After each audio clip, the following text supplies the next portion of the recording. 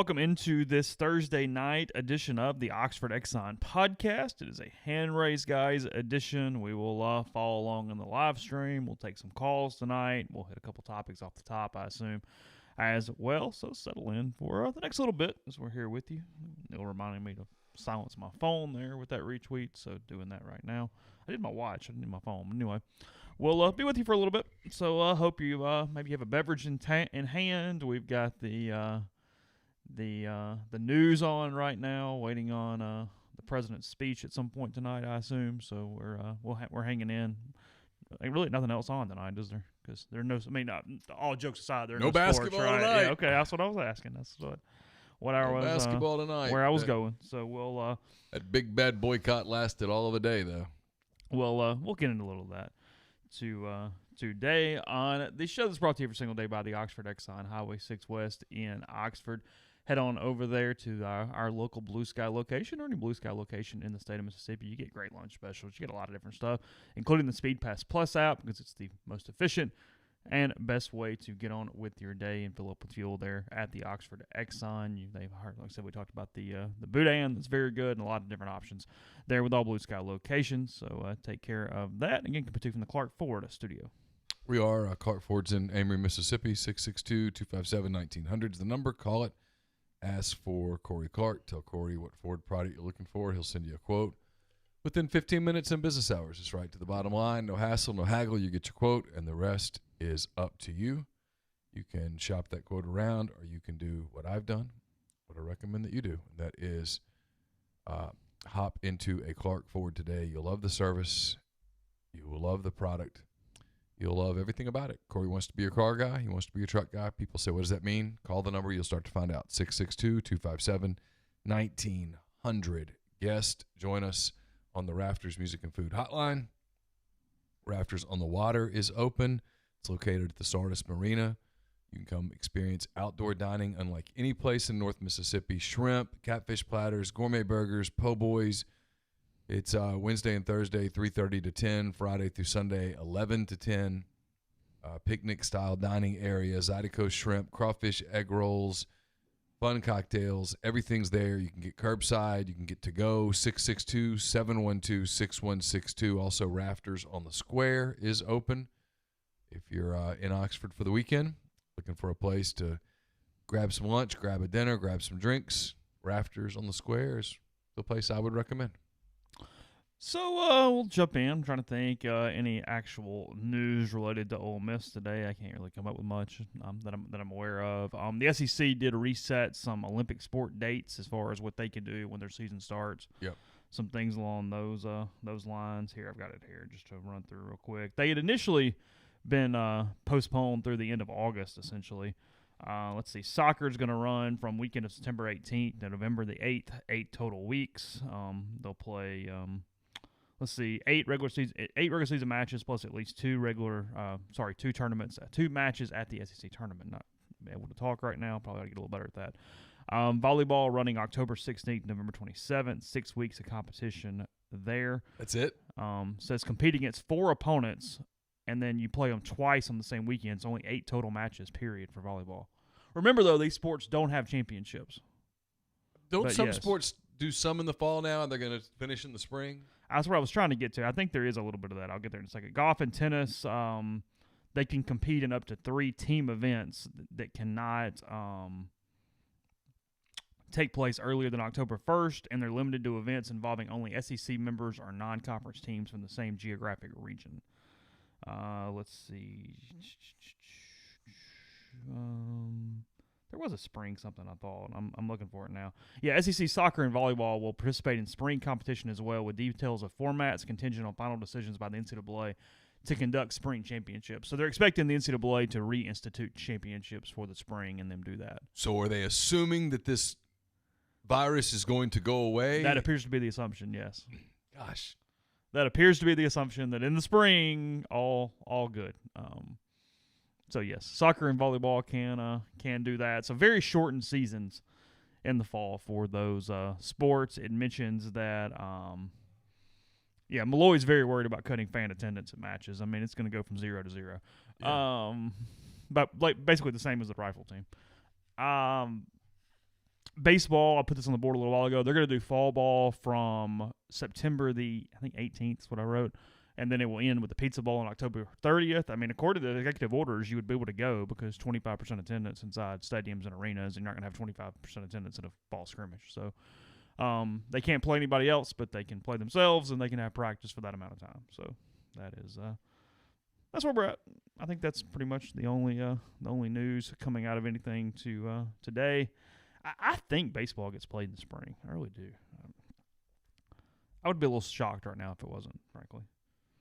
I shouldn't be shocked by anything. I was going to say, but shock is a strong word. Shocked went out the window years ago, didn't it? Nothing. Months ago. Yeah. Well, okay, that for sure. But nonetheless, were you surprised by your impromptu poll you put on the message board today about the if they decided to boycott games? Oh, yesterday. Was it yesterday? Okay, sorry. It still had life today. Yeah. Real quick before we do that, if you're a Rebel Grove subscriber, message boards are changing tonight. Yes. So even if you don't get on tonight, you will wake up in the morning to a new message board. I have seen them on other sites. They look good. We were given the option to go early. I don't know if Neal and I didn't even talk about this. I made an executive decision not to go early because there were bugs everywhere, if we're being honest. Well, and that sounded like more trouble than it was worth. I would have made the waited. same decision. Yeah, so we waited on that one. But they are switching over tonight. So it's going to be about 6 hours of downtime as they switch the message boards over. At least. They're telling us 6 hours. Come on. 6 hours. The hamster's going to be on the wheel for 6 hours, and then we jump off and we'll have new boards. So if you have questions, there will be tutorials. We'll link those at the board and whatnot. But anyway, that is that. And then also, we've been telling you this for a while, but if you're here, if you're watching right now, obviously you're using our content, please subscribe to the YouTube channel. Yes. Just subscribe, hit the bell. It is free. It takes you 1 second, and it's helping us down the line with something we're trying to get going. To be frank, we need about right 2,000 more subscribers. Yeah. So if you tell your friends, open new accounts and subscribe, whatever you got to do. It's free. Okay. Do that. That would be fantastic for a few things that we have in line for you. We said on the podcast the other day. Let me clarify here. Yeah. In case you're wondering about when we say a subscriber, we're not talking about rebelgrove.com. We would love for you. We would love for you to subscribe to rebelgrove.com as well, but that is not free. And it's the same price that it was during the Civil War, but it's not free. We're asking you to subscribe to our YouTube channel, which is absolutely Just hit the button. free. It takes an internet connection and a button. That's it. So that would be fantastic. It would really help. And yes, rebelgrove.com is basically free. This is actually free. They're very, very similar. I mean, if we could even just get the same inflation as like milk or eggs over the years, like just sure. anything to kind of boost it up a little bit. Cars, I mean, just bump it just a touch. gasoline. So, anyway, that would help us. We mentioned it a couple days ago. Also, really close to launching the online store. People have asked about that. At this point, simply waiting on a sample to come in of one of the shirts to make sure that it's what we think it's going to be. I'm 99.9% sure, but I don't want a lot of you guys getting something and then it not being up to the quality that we are hopeful for. So that is the last thing there. So just a little bit of housekeeping. So anyway, you put a post on the board and you said no leading in either direction. Just curious. Yeah, and I was because of curious. what's going on with climate and sports this week. If your college football team boycotted a game or went on strike for the week, however you want to phraseology that, what would be your reaction and how would you take it? Yeah, it's not a boycott. We're using the word boycott, and once again, because the media sucks. Yeah, why is no one going, hey, just nope, cool. You guys are on strike. They still haven't gotten canceled and postponed correctly. I'm so tired of they canceled the games forever. tonight. They did not cancel the games tonight. No, they postponed them because they're going to play them. Cancel means it doesn't exist anymore. It gets a big X through it. And here's the thing on the NBA. Can I do this real quick because it's bugged me all day long? Okay, sure. The NBA players were never going to strike all the way through the a few of them might have done this, one in particular, this I'm going to show you. No, you're not. No, the owners have put, I don't know, somewhere between $180 and $300 million into the bubble. If you don't play the playoffs to their fruition and honor the TV contract, you're going to lose about $900 million. So I'm doing the math here. We're up over $1 billion. Throw in the money that got lost from March the 12th through the end of the regular season, which would have been August the 15th-ish.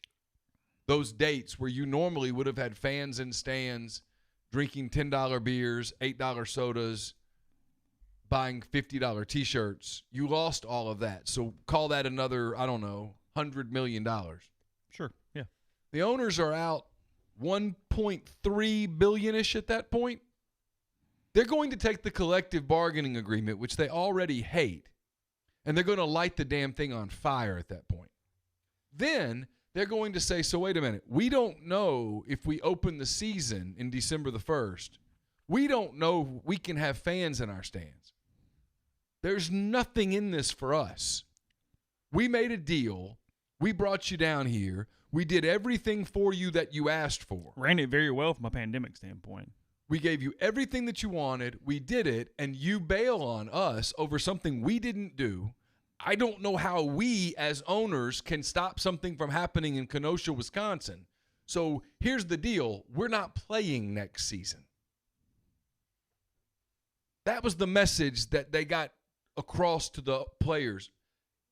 In fairness, there were some players who understood that. Chris Paul, the president of the NBA PA, knew this. He communicated Paul's this. the president of the NBA PA? Huh? Paul is Yes. the president? Okay. And on Wednesday night, he tried to tell the players, hey, listen, if we walk away, there's a price to pay for this. And it's significant. And it's real. And LeBron can get up and walk away because LeBron could never play again. LeBron could never crawl out of his bed again, and I presume pay all of his bills quite easily. Mm-hmm. Not every NBA player is in that boat. Well, you mentioned Terrence Davis. Very in that boat. Hadn't gotten some big deal yet. I mean, I understand the players were upset.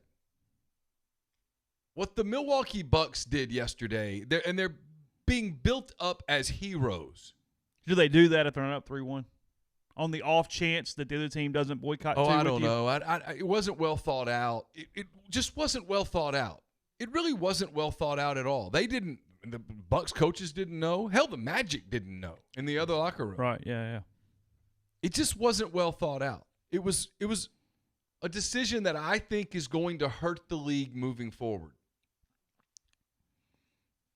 And maybe I'm wrong. Tangibly, you get hurt in several different ways. Now, let's go through that real quick. So, one way you potentially could get hurt is through, again, collective bargaining, the way these things work, however that goes from that standpoint. Yeah. Probably not to this point because you come back, the owners aren't out anything, it's one day, whatever, all good. It's a blip.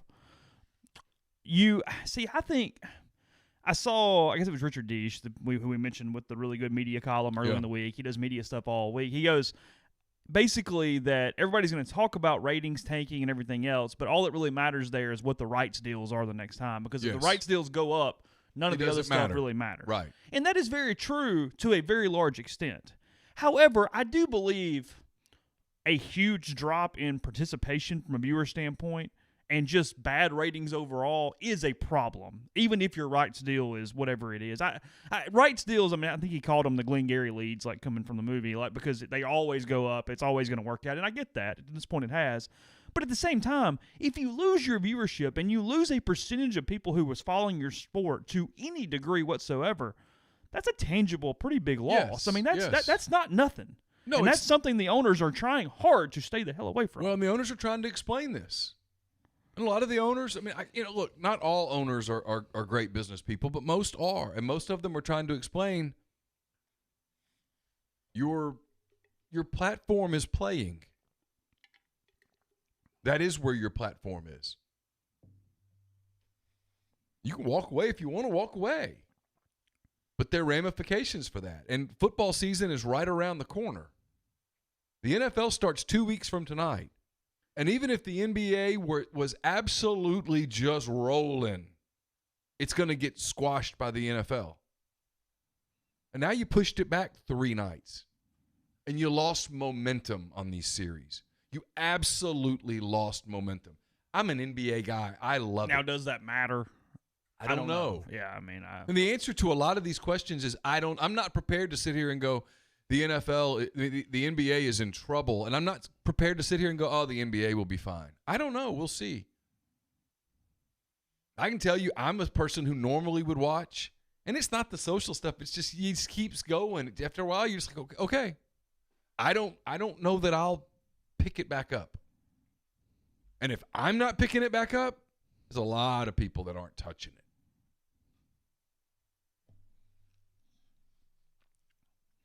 That's the thing. And a lot of the rhetoric, and I'll say it, and people are going to get pissed off, but a lot of the rhetoric that's coming out of Orlando is completely uneducated. And I think a lot of people who are out there hear it, they can see the video for themselves, and they go, wait a minute, that's not exactly right. And when LeBron James says, I'm scared, give me a freaking break. No, I mean, I think, like you said, it was not from a thought out standpoint. It was an emotional decision and a spur of the moment decision. That's what it was. It was an angry decision. One that I don't think the league was prepared to make. Could the league have played without the Clippers and the Lakers? Would they have moved on if those two teams said, by God, we're just not going to do it? It's a great question. I think the league was smart enough to know that was just LeBron doing the LeBron thing, making sure that everybody knows just how woke he is. Because the coach of the Clippers, who was very upset the night before and delivered a pretty profound commentary, was one of the people telling the players, you guys really need to take a step back and revisit this. This is industrial suicide. Because if there's no 2021 season, and there would not have been. You do believe that? Absolutely. That season gets squashed. Unless you told me that by November 1st, you could fill up arenas full of people and play games. And I'm not talking about the election. I'm just picking a date. Unless you told me that you could play an 82-game season with full arenas the entire time, I think there would be no season.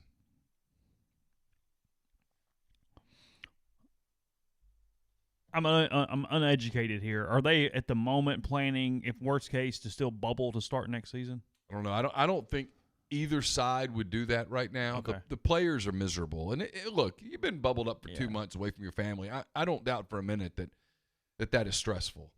And then the owners, I don't think they'd want to go back. And I don't know how much interest there would be in a bubble at the beginning of the season. Okay. Which is kind of why this was important. How'd you get the games in? It's $900+ million. And this is when people go, well, the owners shouldn't. This is when the owners get paid every year. The players have gotten paid. If they walk away now, and they get playoff money, but the playoff money is owner money. If they walked away now, the owners would say, hey, listen, even the ones who say we get it, we understand, we're saying, but there's a business here. And they communicated through Michael Jordan. We all know who that is. He's also the owner of the Charlotte Hornets. He's the only minority owner in the NBA. He's kind of been a liaison, and he was helping to explain money's money, and no one's going to throw bad money after bad money. And so if you do this and the owners take a financial bath, and I do mean drowning bath, they're not going to come out of it and go, hey, here's more. No, they just say, we'll just wait. We'll wait till things stabilize. We'll wait till the virus is gone. We'll wait till there's a vaccine. Well, whatever. And we're going to separate ourselves from this. And you guys, according to Chris Paul, in the next CBA are looking at about a 30 to 40% pay cut. It's a lot of money lost.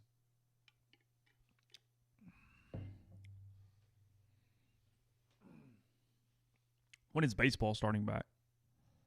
Some played today. Some walked off the field today. Okay. You know.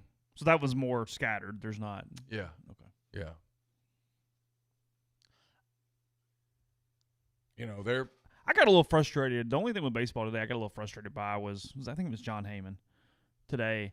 He said Brewers unanimously decided not to play. Reds decide not to play with dissent. And it was written in a way that I went, he's trying to provoke a problem here for the Reds because everybody didn't say yeah. You know what I mean? It was written in a way where it was like, oh, come on, just. Well, some players, and this is quoted in some stories I've read today, some players have said, I'm not an activist. I'm a baseball player. I don't know precisely what has happened. I play baseball.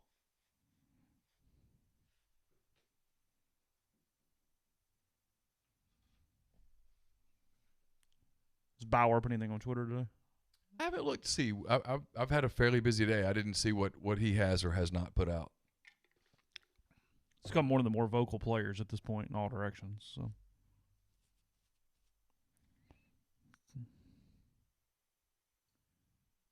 The Mets, Jeffrey sent us this from Jeff Passan.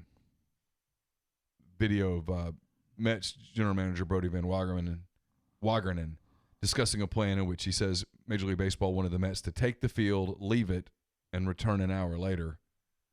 Van Wagenen was critical of the idea, and Commissioner Rob Manfred saying he just doesn't get it.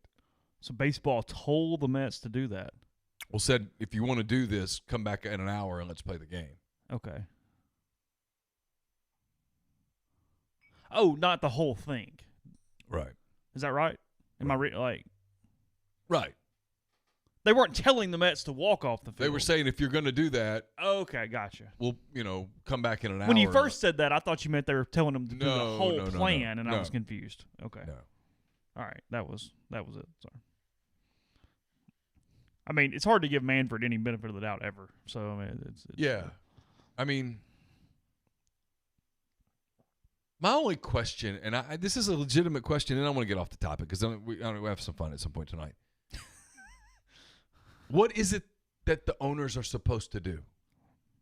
And you know me, you and I have been doing this for a while. I'm not typically pro-owner. I'm typically pro-player. But what is it that the owners are supposed to do? And by the way, thank you to Gulf Coast Reb earlier. Really appreciate that. And thank you to Webb also. Really appreciate you. Well, I mean, just not from a whatever. What they want them to do is to use their capital to push for change across systems in their communities or wherever. And they are. This is what bothers me. They have committed, I think the number is $300 million towards that endeavor. What is it that they haven't done? I mean, I'm not trying to be flippant here, but the owners played no role in what happened in Kenosha, Wisconsin. And I'm not one to defend the owners. But I don't understand what it is that they were supposedly didn't do. And I haven't seen a plan for that. Just do more, do whatever, do something. That's pretty much been all you've gotten to this point. There's no doubt about that. Webb's really trying to get us in trouble here, so. I saw that. Yeah. I love you, Webb. It might take more than that. Just going to tell you, Webb, that I love you very much. You're the best. But I'm not sure you're that best. There's a 0 or 2 off that one before we jump into that pool. So the question that I asked on the board was, if this happens at the college level, and it kind of started to happen today. Mississippi State, Kentucky, Boston College did not practice today in protest or however you want to phrase it. I know State was doing some type of march or something at some point today. I saw a picture from the Clarion Ledger a little while ago for that. Okay. That'll be the topic on the Zoom call tomorrow. Think so? I guess it might be. Probably. I mean, I would think it's going to get asked. Okay. There's 2 or 3. What did you guys do? What are you doing? 2 or 3 reporters are going to ask it because it's right up their alley.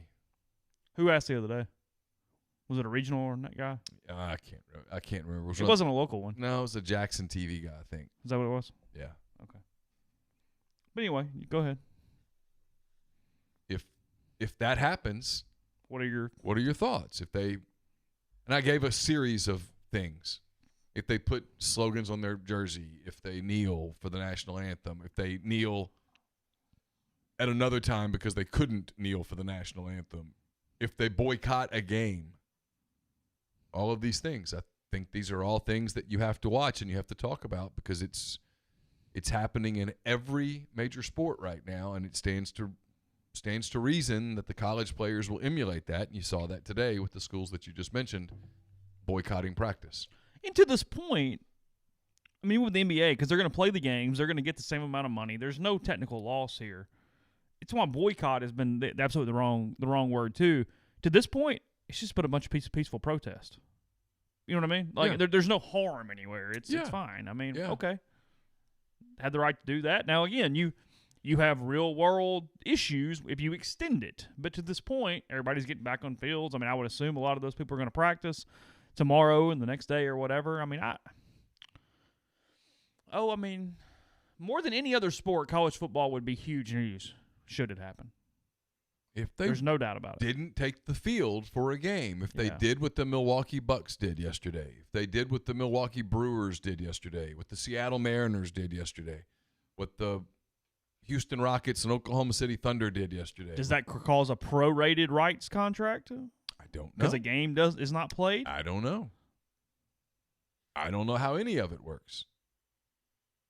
I mean, I'm sure TNT and ESPN or whoever privately had some questions. I think yesterday was a TNT day. I'm sure they had some questions. There's a game. Hey, we had a contract. Our people showed up to shoot the game.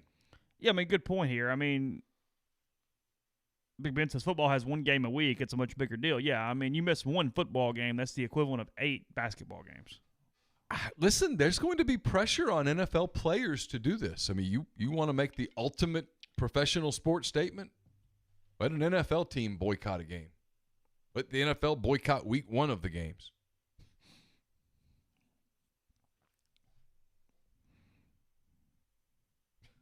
Cole bringing up State today. Has Leach made a comment or anything? I have not seen Leach. Cole says he bet Leach was pissed. He might lock the whole team in a closet.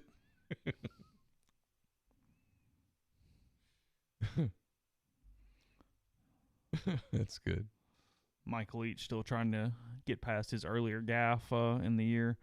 He obviously fully supports him on Twitter. I saw I found it a minute ago. He tweeted 12 minutes ago, so 7:20 p.m. for Leach's tweet. What did he say?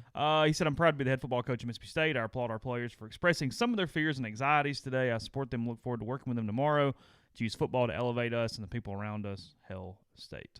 So, what I expected. That's right in line with what I would have what I thought. So, yes, I don't know where they went, but they had a gathering. I don't know. Well, and I think you can walk away from a practice and you Sure, can boycott a practice, fine. and Yeah, no one's gonna whatever. All good. I was asking about a game. I mean, to paraphrase, completely different. To paraphrase the great Allen Iverson, we're not talking about practice. We're talking about a game. You can walk away from a practice. The Detroit Lions walked away from a practice, and everybody in the organization said, "Okay, I'm talking about a game. I'm talking about Sunday at noon. Mm-hmm. We're not taking the field." Yeah, that's a okay. Now we're having a different conversation. Yeah. Somebody live stream would like my cap. This cap would not even be available to me at this point. It is an antique. So yeah, I don't think I can help you here. Neal probably got one 10 years ago if he can fill in to find it and ship it out to you. It's long gone. This one's not bad. The one we got the next year was pretty ugly. It was like blue and had like rivals written across the front, and it was kind of it was kind of ugly. Yeah, Didn't fit okay, but anyway. Yeah, I mean, I don't know. Ole Miss will practice again tomorrow morning. We'll see. You're supposed to talk to players tomorrow. They're scheduled to practice tomorrow morning. They're scheduled to practice tomorrow morning. That is correct. In my mind, I am preparing to cover something else. Although there's really no way to cover it because we don't get to see anything. Yeah. I have one potato log themed item. Getting asked that for the shop when it gets here. I don't know that it's done. I need to check on that. But yeah, I got one item that is potato log themed that I'm actually kind of excited about. I'll be honest. There are 2 or 3 different things that I think have some potential that will be pretty fun. So, yeah, for sure. Anyway, all right. Tell me about James White, the shooting guard, the class of 2021. 4-star, 103 nationally with us, just inside the top 100 with some other people.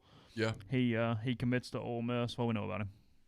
Really nice kid. I talked to him just a little while ago. It'll be the lead to my food for thought, which I'm thinking about just publishing tonight. So he's congenial, cordial, he's all good. No, he's an exceptionally nice kid. Offers from Creighton, Arkansas, Arizona State, Alabama. No, he's a legit player. It's a big get for Kermit Davis and Ronnie Florida, Hamilton. Florida State, Georgia. Yeah, no, he's a big time player. Missouri, A&M, Xavier. Yeah, big time player. Okay. He about 6'5", pretty thin right now, which is what you'd expect for a high school kid who's growing like that. Is just a scorer. He can score. He is known for his ability to put the ball in the basket. He's long, going to get stronger. I'll give this part away. I said, who do you emulate your game after? And he said, Paul George. And I said, so you got to get bigger. And he said, oh, yeah, I've got to get in the weight room. I'm in the weight room. I'm focused. He's listed at 175 right now. Yeah. So here's the thing. He's going to fill. He's not through growing. So he's probably going to end up being a 6'6" wing. And, in all likelihood, he'll fill out, get stronger. Got game, can really fill it up. He's a big get. He's recruited really well lately. Well, they're on the cusp, I should say, of potentially recruiting at a remarkable level. They're and this is in food for thought, which again I probably ought to just hit the publish button. Doesn't matter. It's ready. Is it done? Yeah. Okay. They're in the real mix for Brandon Huntley-Hatfield, the 5-star forward, who's now at like Scotland Prep. Is that what it's called in Pennsylvania? They're very much in it. He's a 2022 kid, but I think he's going to reclassify to 2021. I would expect something happening January-ish, and right now Ole Miss is big time in it. Who else is in it? Auburn's in it. Wake Forest is in it. He is the number 5 player nationally. He has offers from whoever the heck he would like to go. 6'9", 220 power forward. Yeah, he could go anywhere. It's if you told me today it's Ole Miss, Auburn, Wake Forest, and Tennessee, and I'd probably put Tennessee 4th, and then the first 3, you could probably have a legitimate debate about who's 1, 2, and 3. There's a bunch of Kentucky future casts, but I have a hunch they just put Kentucky on every top prospect until they see otherwise. Well, he was headed to Kentucky. Okay. And he and Kentucky have cut ties. You're recruiting at a pretty good level when that's the case, isn't it? Well, they're playing with the big boys right now. Yeah. For sure. When I'm at Kentucky, you basically just go pick your kids out. Oh, yeah. No, I mean, Kentucky can do pretty much what Kentucky wants to do. Yeah. I mean, they're one of, 4 programs in the country that are that way. Kentucky and Duke and Kansas and that really might be it at that level. I mean, I know we can throw Carolina and other people in, but I think it's those 3. Yeah, I think you can put North Carolina in that mix. They can get generally who they want. Yeah. And then after that, it's a fall off. But in some ways, it's 2. It's Duke and Kentucky. Oh, yeah, in many ways. Those are certainly the top 2 in some order. Yeah, absolutely. Those are 2 programs that when they show up, it's game changer. Ole Miss found that out with Brakefield. Hope everybody's doing pretty well from if you're in the line of the hurricanes that hit around Lake Charles last night. I saw McNeese's stadium was pretty beat up today. The coach did like kind of a Periscope Twitter thing for that, and they're already saying you got to watch some that's coming off it's coming out of Africa already. Is that right? My geography's kind of whatever. Yeah, like it's hurricanes that even from there they're projecting to be problems when they make their way to here. I did see that earlier today. So anyway, just a little bit of news there as we are. Someone says Andy Kennedy tweeted something at the Oxford police. Really? I'm guessing that's him being playful about Marshall Henderson's return. I mean, no matter what it says, I guarantee it's playful. Let's put it that way. I have no idea. What do you say? I don't know. I'm pulling it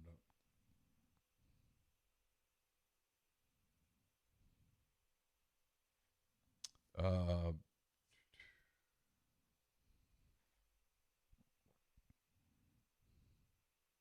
Let's see. I don't know. I don't see it. I don't see it. I don't know what they're talking about. No idea. You don't see anything from AK? I'm looking at his tweets and replies now to see if I'm missing something. I don't see it. One story he has he retweeted a Matt Norlander tweet about November 25th and December 4th have become the two most desirable dates as of now for college basketball season to start. Can confirm that news, and I hear November 25th might be the leader as of today. November 25th would be a Wednesday. The election's November the 3rd, which is a Tuesday, because we've joked about November the 4th forever. So, yeah, November 25th is a Wednesday. I guess that's the week of Thanksgiving. Yes. Thanksgiving, November 26th? That would make sense. Yes.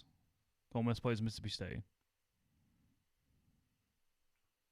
Yeah, well, that would be great news. I had heard December 1st was pretty realistic start date.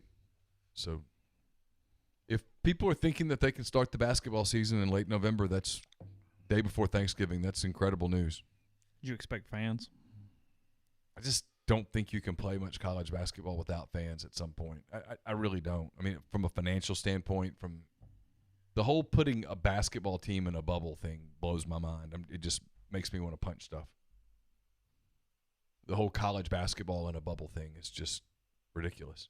The one advantage you do have in college to a degree is that, if you even think this, is the college, the kids go home for Thanksgiving, and in this case, they're not coming back until January. So you have a, quote, bubble on your campus for 6 weeks.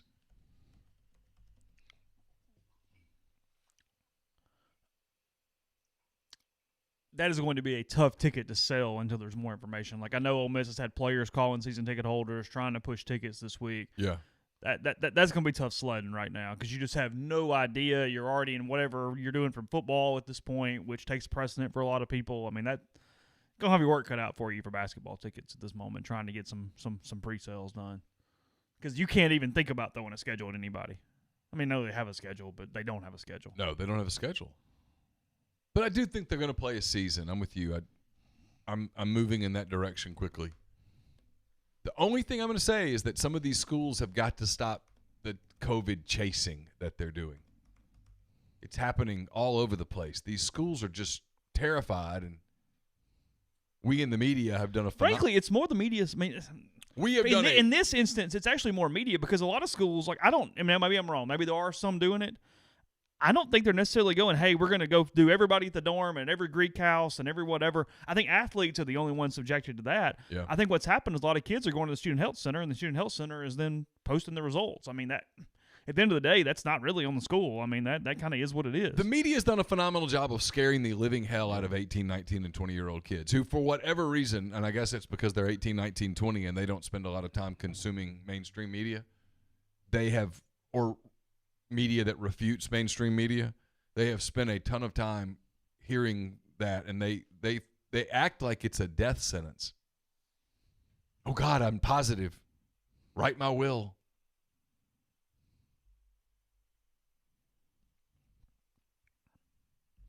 Yeah, Zach and I taped a soft verbal today. Zach. What y'all talk about? Well, Zach, we talked about a lot of things, but Zach officiated his first game of the season last week. And we talked about all of the fallout, the COVID fallout from the first games. Did it change a lot for him? Well, he was one of the few that survived his game. Did they have to do things differently? We didn't talk. We talked mostly about how it rained really hard. Oh, okay. He was covering a game. He was doing a game tonight instead of Friday because there were weather concerns. Hurricane Laura.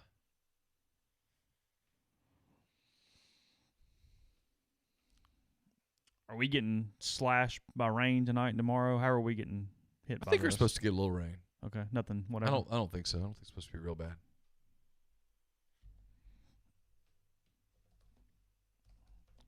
Has there ever been an election where all of the people associated with it did not call it the most important election of our lifetime? every 4 years we have the most important I election. mean, has there ever been one? Well, because seriously? they keep getting more important, so it's never wrong. They just keep getting more important every But 4 has years. there ever been an election where people said, generally on both sides, you know what? It's the Chris Harrison thing, the most dramatic rose ceremony ever.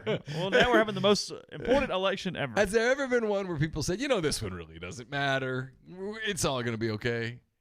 I guess it'd be like Chris Harrison saying, this rose ceremony doesn't matter. He knows who he's picking. We all know Susan and Ann. Like, they're all moving through. Like, it's fine. While we're on commercial, he did this. Yeah. Hey, Just so you know, because of the way we do this, tonight he's going to cut this thing to 9, but he's already decided the 4 women that he's taking to the fantasy suites, okay? 2 really good, actually, answers in the thread. 84 and 96. 2 very predetermined where, hey, we're just having an election today. Yeah. Clinton's That's re-election and Reagan's re-election. That's true. Where it was like, all right, cool. I stand Sounds corrected, good. Yeah. Even Walter Mondale didn't say this is the most important election of all time.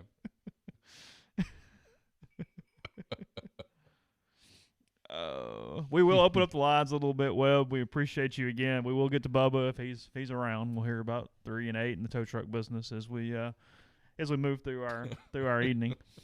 I did get stuck on YouTube one day watching the openings of several elections in the past, like the TV coverage. Yeah. And let's just say, as a society, we're getting dumber as it goes. Like the way they open intelligently and moving through, like, because it's like a Twitter meme today I saw where somebody was like, I know, kids, you don't understand, but this is Walter Cronkite. He just read the news. That's all he did. He just read the news. Yeah. He signed off, and you went from there. Yeah. That's what happened.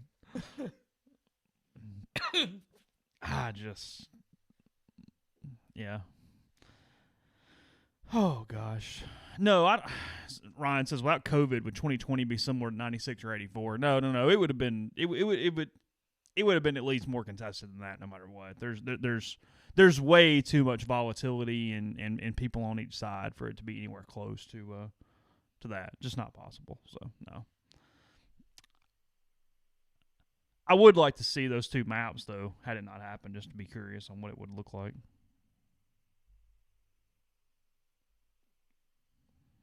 So, any news there? Oh, no. I'm talking to someone who's Arkansas related, Campbell related. All good. They get any weather? I don't know. Good job of checking in today. The weather did not come up. Okay. Obviously, there were no hurricane type things, or you would have known that. I heard nothing about hurricanes. Let's see, just kind of reading through. Yeah, 7 games were postponed in baseball today. Oh, really? Yeah. Just saw that across ESPN.com as we were. I'm gonna guess the Cardinals played. Did they? I would think. Because they had to. I mean, that'd be my guess. I'm genuinely curious now. It was not a slap at the Cardinals. I'm just guessing that they did play. They were down 2-0 to the Pirates in the 7th inning. Today. Yeah, I was going to say I would bet someone at baseball said, "Hey, listen, I get it if you guys want to do, but we need some games, guys. We need you to play because you're actually the Cardinals are in the race. They're only 2 out going into the night. Mariners, Padres, Pirates, Cardinals, Dodgers, Giants, Reds, Brewers, Marlins, Padres, Pirates, Cardinals played a doubleheader today. Actually, okay. Who won the first game? Pirates 4-3. Oh yeah. So 11. The Cardinals are 11 and 10 right now. Let's go Buccos. The Bucks are 8 and 19. Dodgers and Giants played a doubleheader today. Okay. The Dodgers beat the Giants 7-0 in 7 innings today. The Dodgers are very good. And yes. then, the Giants are very bad. The Reds beat the Brewers 6-1. And then a lot of games postponed. It's travel day for the Braves today. They did not have a game either way. Cubs were going to I was going to open up with this Cincinnati anyway. today. Saw a lot of buzz. Obviously, Mike Soroka is out for the year with his Achilles injury. Some buzz that Lance Lynn could be a Brave before it's over, trying to fix the top of that rotation. Yeah. Lance. Trade deadline is the 31st? I have no idea. I'm almost positive. Lance, a guy who has hung around and had a hell of a career and is completely rejuvenated it right now. It's interesting. I mean, he's been terrific. The Braves have to do something. He's been terrific this year. Lance has. I mean, remarkable. But the Braves have found a way, even without him, and basically a lot of shaky pitching. They're on a 97-win clip right now if they're playing 162 games at this point. So I don't know. That would be it'd be kind of fun to get him in Atlanta. It would. He's been very, very good in Texas. They do have to find something. I don't know if he's the answer there to push him into some extra level or dimension, but he's earning some money right now from somebody. There's no doubt about that. Drew did it a little bit with some success out of the bullpen. Lance has now put it together a 12 to 15-year major league career with basically a fastball. Which, thinking about those hitters and what that takes is remarkable. I mean, it really is. It is remarkable. He's always thrown a really hard fastball. It's very heavy. And he's been able to spot it. Yeah.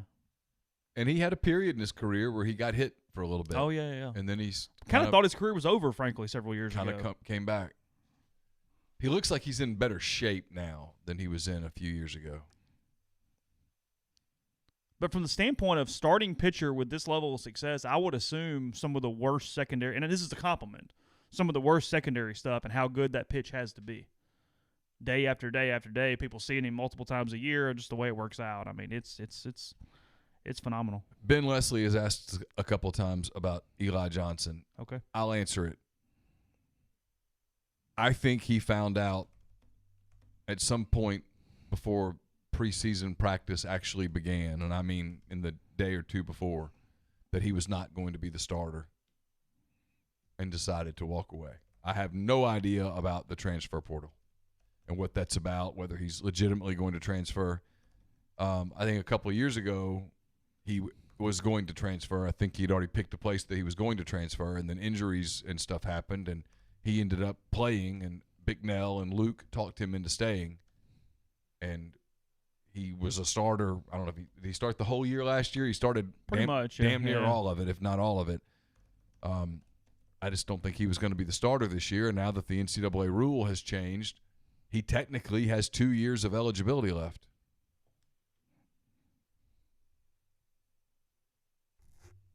Is this year, but this year doesn't count. No, he would be able to stay one more year. Gets it back. Oh, we talked about the other day. If he wanted to, he could have tons of graduate school because he's already in it anyway. I mean, basically could finish everything if he really wanted to go that route. Yeah. He's a really nice kid. I wish him nothing but the very best. I mean, they were going to move Ben Brown to center. I think they view Ben as an NFL player at center. Matt, you've heard the same thing. Yes, that is correct. Yeah, I've heard huge, really good reviews of Ben Brown, especially, and Royce Newman also at that right tackle spot. I think they like both those guys in those new positions very, very much. Yeah, I've heard from multiple people that to this point, snapping needs to get more consistent. It has not been ideal, but from everything else, Ben Brown is an NFL center. Yes, I think that he might have even found his position that makes the most sense there. Matt's wanting us to turn up the mics. Yeah, and there's not honestly that's gonna take us to getting away from the show because I probably can do it, but there's no way I can do it right now without it making sense. Okay. But yes, I can look into that as we move ahead. Frankly, though, my levels are pretty good on everything. It's a cop out, and I'm admitting that it feels like some sort of thing not connected correctly versus our actual settings. Yeah, because it's like it works, and we'll just talk about it on the show. It works for a lot of people. They have no problems. They don't have to turn it up incredibly loud. I don't have to turn it up incredibly loud when I test it, even through the Apple app or anything else. But there are some people that do, which typically I would say, hey, that's your problem, not mine, because if it works for anybody, then you would think it would work from a master level. But I don't think that's the case because, like you said, a lot of times your other podcasts are fine and this one isn't. So I don't know. I'm really not sure what is causing that from time to time. I mean, Steve Thomason's told me that a lot over the years, is that he's had to turn it all the way up, and it's been this thing. And I've tried to look at it. There's a couple things in editing that seem to make a little bit of difference, but yeah, I don't know. Anyway, somebody says download Overcast and click on Volume Boost, and that will help you if you listen to it through Overcast instead of wherever it is that you are you're streaming. Oh, I am lagging a little bit. I can fix that.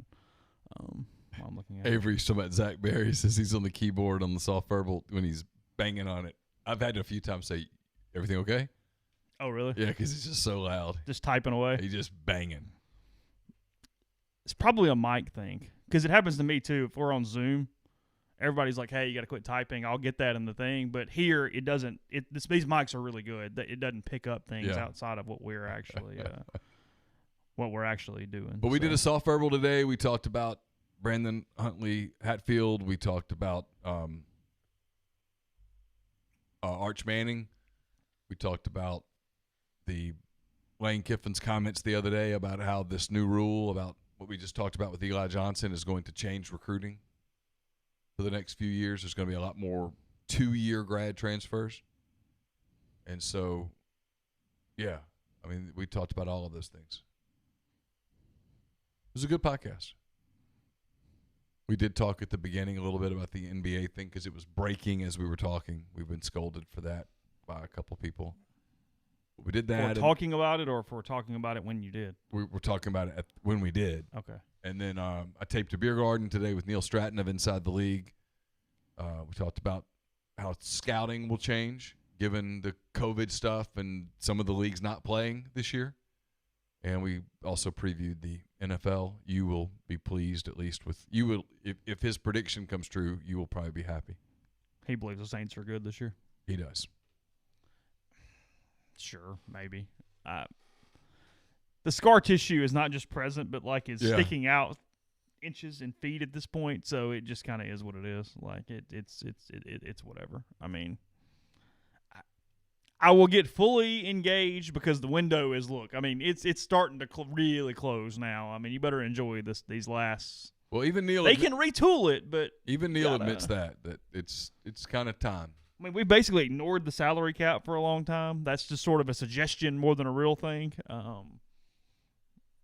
Yeah, it's not great. So you want to take some calls at this point? Take some calls. You want to take some calls? Yeah, why not? All right, hold on. Let's see. I know it's bad pod, but I need a minute. It's all right. We're all good.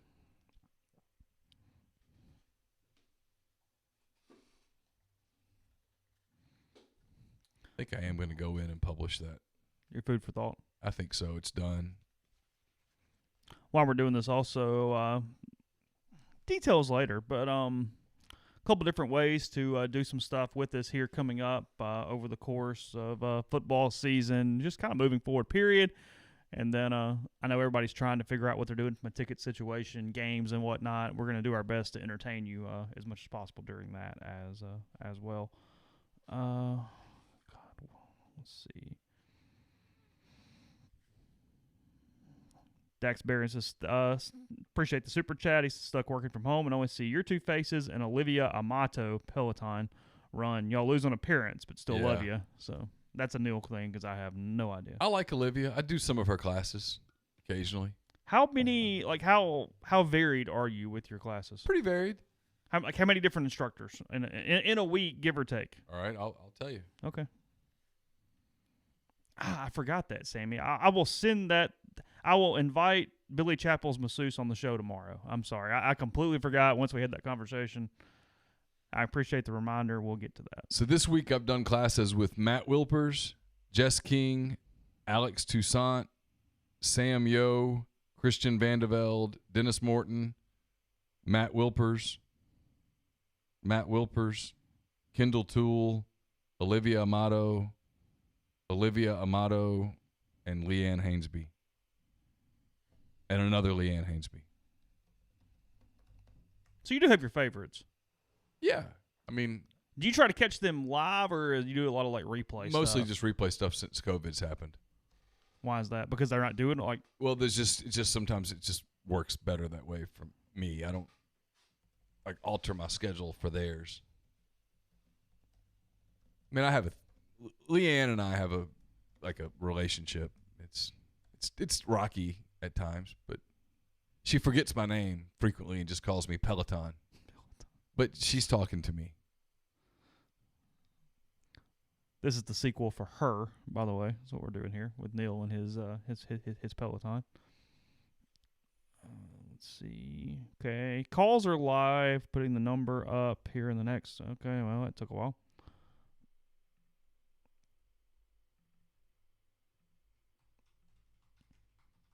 At least you were prompt tonight. Hey, boy, how are you? Oh, we're just lovely. Neal's publishing content early over here. He's at least he's drinking alcohol and not tea for the first time in like 3 weeks. So he's moving on up. It's all good. How's it going? Well, how's the business? Well, I'm getting ready to be busy with this hurricane coming. It's gonna be a lot of wind, a lot of people. It's gonna be a busy night. Just kind of, came home and I know my phone's getting ready to ring.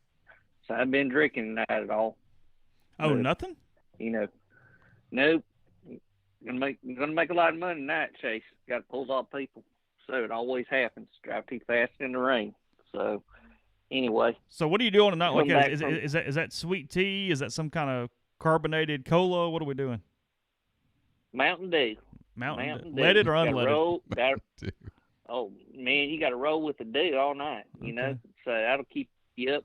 A lot of sugar and a lot of caffeine. So, yeah, well, there's no doubt about that now. Oh yeah, it'll make you fat too. I can tell you all that too. So all this. It's because it's got all that sugar in it. That's right. So it's not good for you. Anyway, yep, we got back from vacation. Y'all kind of confused me with the Zoom thing, and just worried about Chase. We confused ourselves. Something was weird. Yeah, I know. So we had our reasons. We had our reasons for the Zoom thing. It was. Well, I do like that we at least have the option. It's a really good safety net when it's necessary. So It's all good. All right, Bubba. Before I forget, I had a mailbag question, and I was asked to ask you this mailbag question. So you have to eat. You have to eat one of these to save the world. Soos meat, which is like sheep's head or cow head, or you know what I'm talking about? Pig head, where they do the cheese. Oh yeah. Okay, yeah. Mm-hmm. Chitterlings or a banana and mayo sandwich. Which one do you choose? Don't you mean chitlins? Yeah. This is it's spelled chitterlings. Chitlins. Yeah, you can tell that I've not had a lot of chitlins. Well, being that I eat chitlins, I'd eat that way before I'd eat that banana sandwich. Okay. And that's. So I did some research on this. That's what I'd eat. You are aware that the is it chitlins? Is that how you say it? You are aware that the chitlins are not cleansed, if you will. Yeah, I know. You got to wash. That's a big thing. Yep.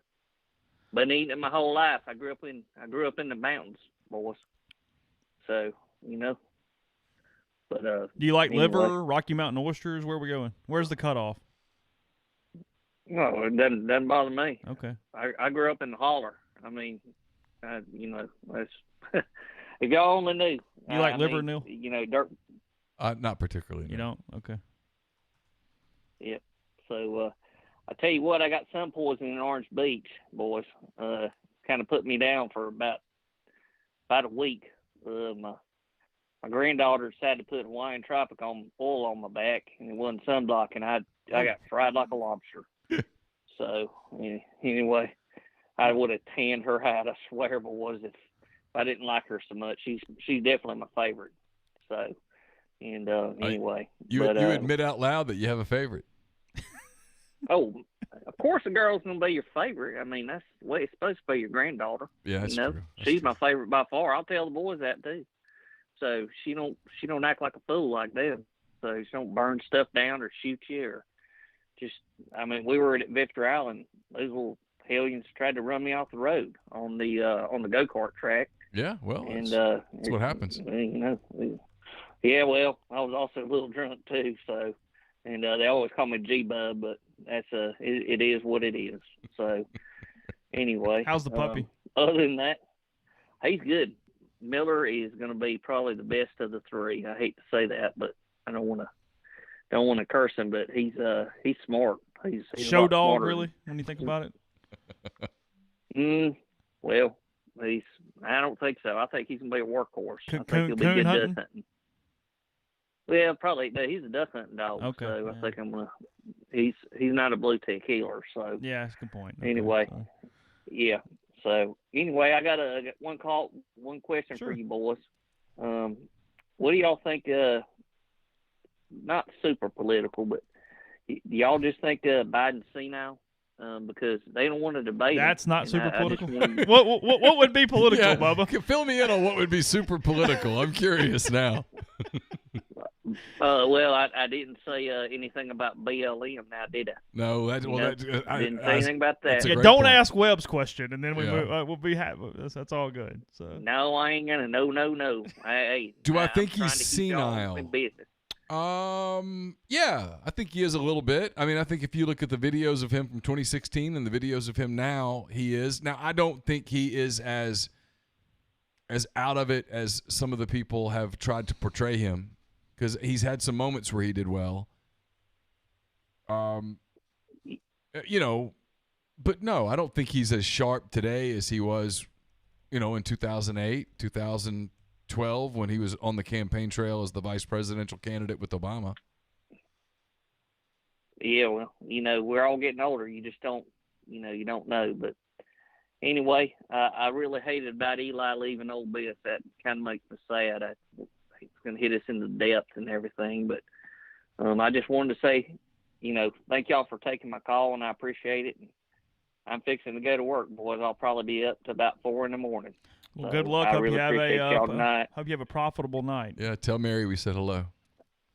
I will, and guess what? Miller's going with me for the first time in the Oh. cab tonight. Oh, So, wow. We're going to see how he does. Any chance we can get I'll a let y'all photo know of next you week. guys out there on the trail, if you would? Yeah, I can send you one of the dog. Yeah. Okay. I mean, I'm All the right. one taking it. All right. you know? Well, I'll send you one. We'd like to see that. Yeah. All right. You Okay. boys have a good night. All Sounds right. good, Bubba. See ya, Bubba. So you hadn't had a lot of chitlins. Is that what you're saying? I don't know that I've ever had it, and after I researched it, I was probably pretty have. glad. I don't remember. I do really like fried chicken livers though, Yeah, with pepper jelly.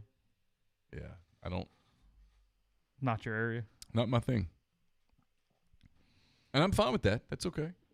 Everybody has a right to enjoy what they enjoy. Yeah. Who we talking to? This is Daniel in South Haven, or D Green Reb. Hey, Daniel.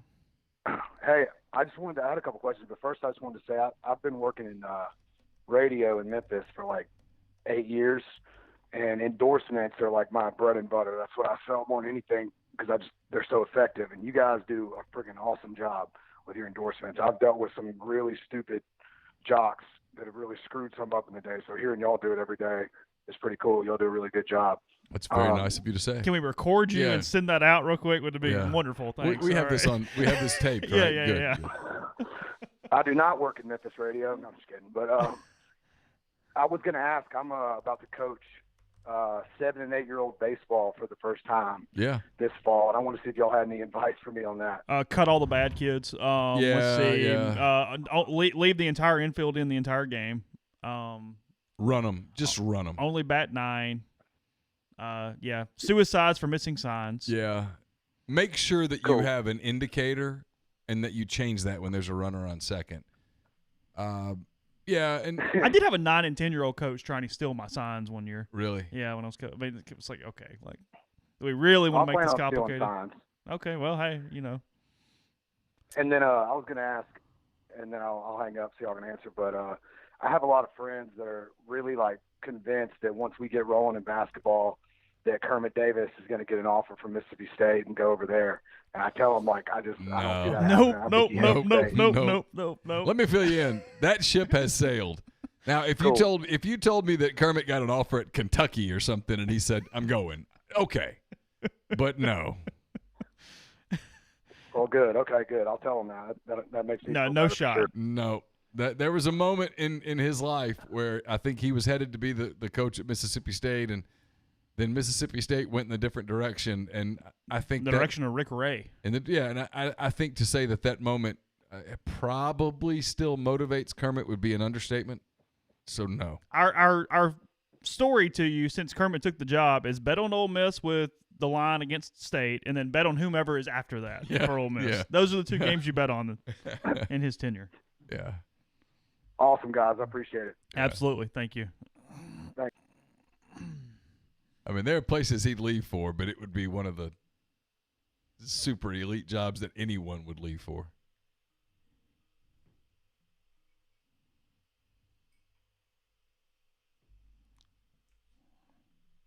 Turn your device down if you would. Welcome into the show. Oh, yeah. Let me step away. There we go. All good. There we go. So this is like the second time I've talked to y'all in, I think, a week. It's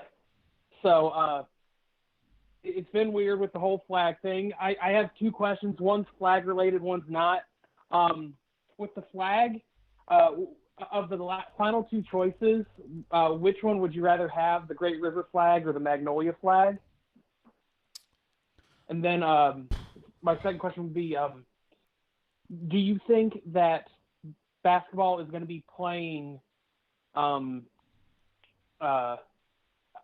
away games against non-conference teams, or are they going to have to do what they have done with football and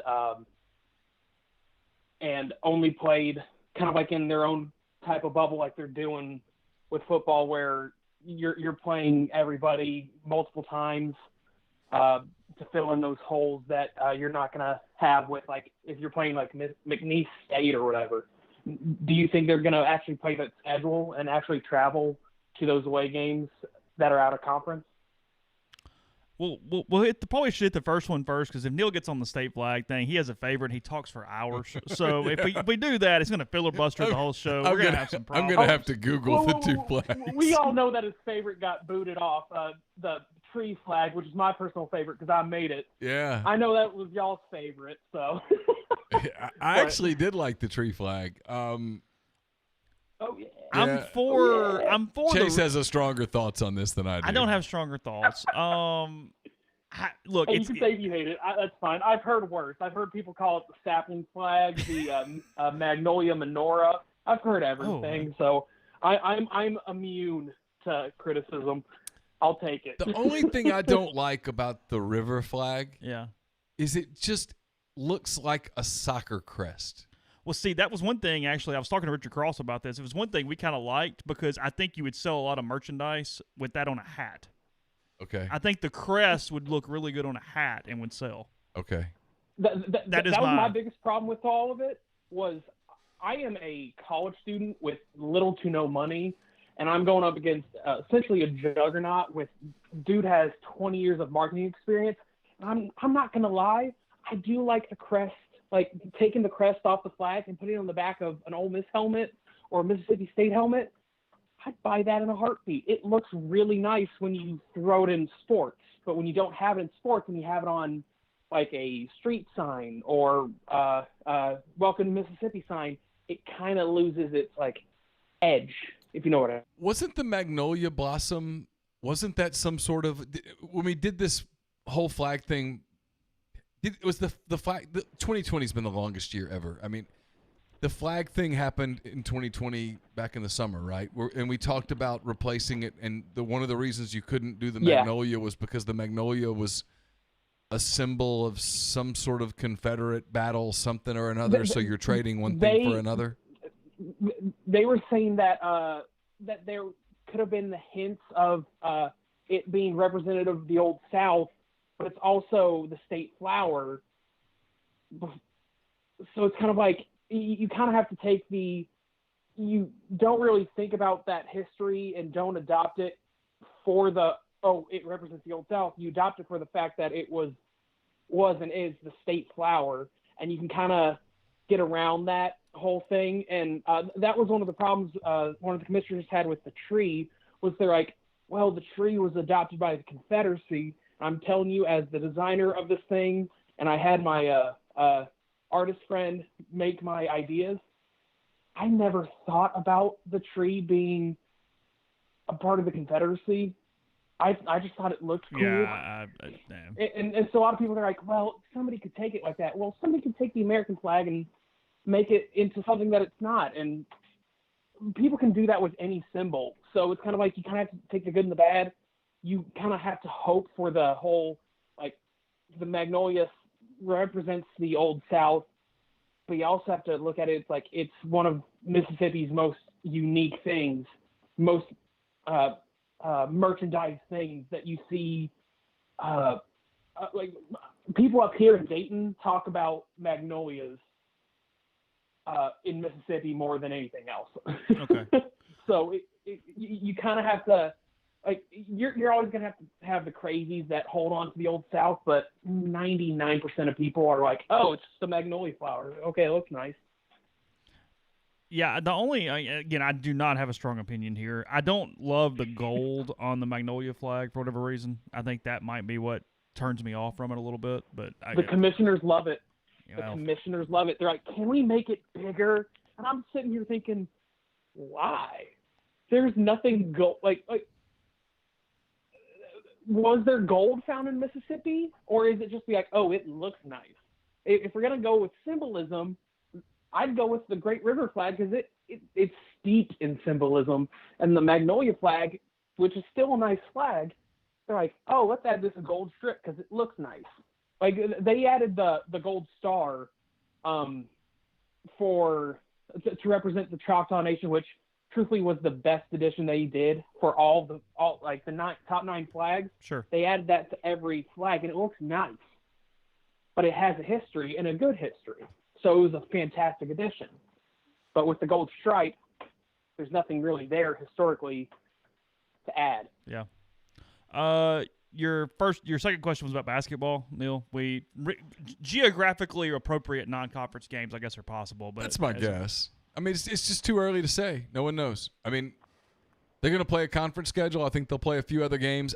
There's no way to know what that's going to look like right now. It's August the 27th, and so, if everybody's right, there's still 3 months before that season starts, which means 3 months to see what happens with the virus, and 3 months. I sure hope so.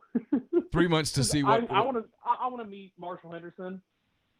And if he's going to be coming up for the Dayton game, I'm going to go to that Dayton game. Yeah. And I'm a Wright State student, so I'll cheer my heart out against Dayton. Yeah, I just don't know. I don't know the game. I don't know. We'll see. I hate to say that games like that won't happen, and then people push back and tell me that those games haven't been canceled. So I don't know. It's too early. We'll see. They'll play a conference schedule, and they'll play a few other games, and that's my guess. I sure hope Dayton's one of them. Hey, thanks for the call. We appreciate it.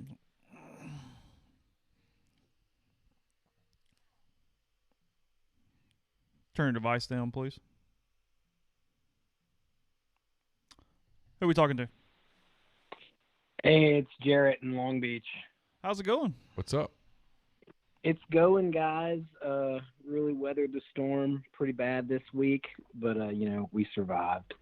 That's actually probably in bad taste because it turned out to be really bad for a lot of people. So, but we're all okay. So first off, I just want to let you guys know that I'm really disappointed that you guys have kind of taken up Army fandom. It's hurt me very deeply. I feel like you didn't give the Fighting Falcons a chance, but that's okay.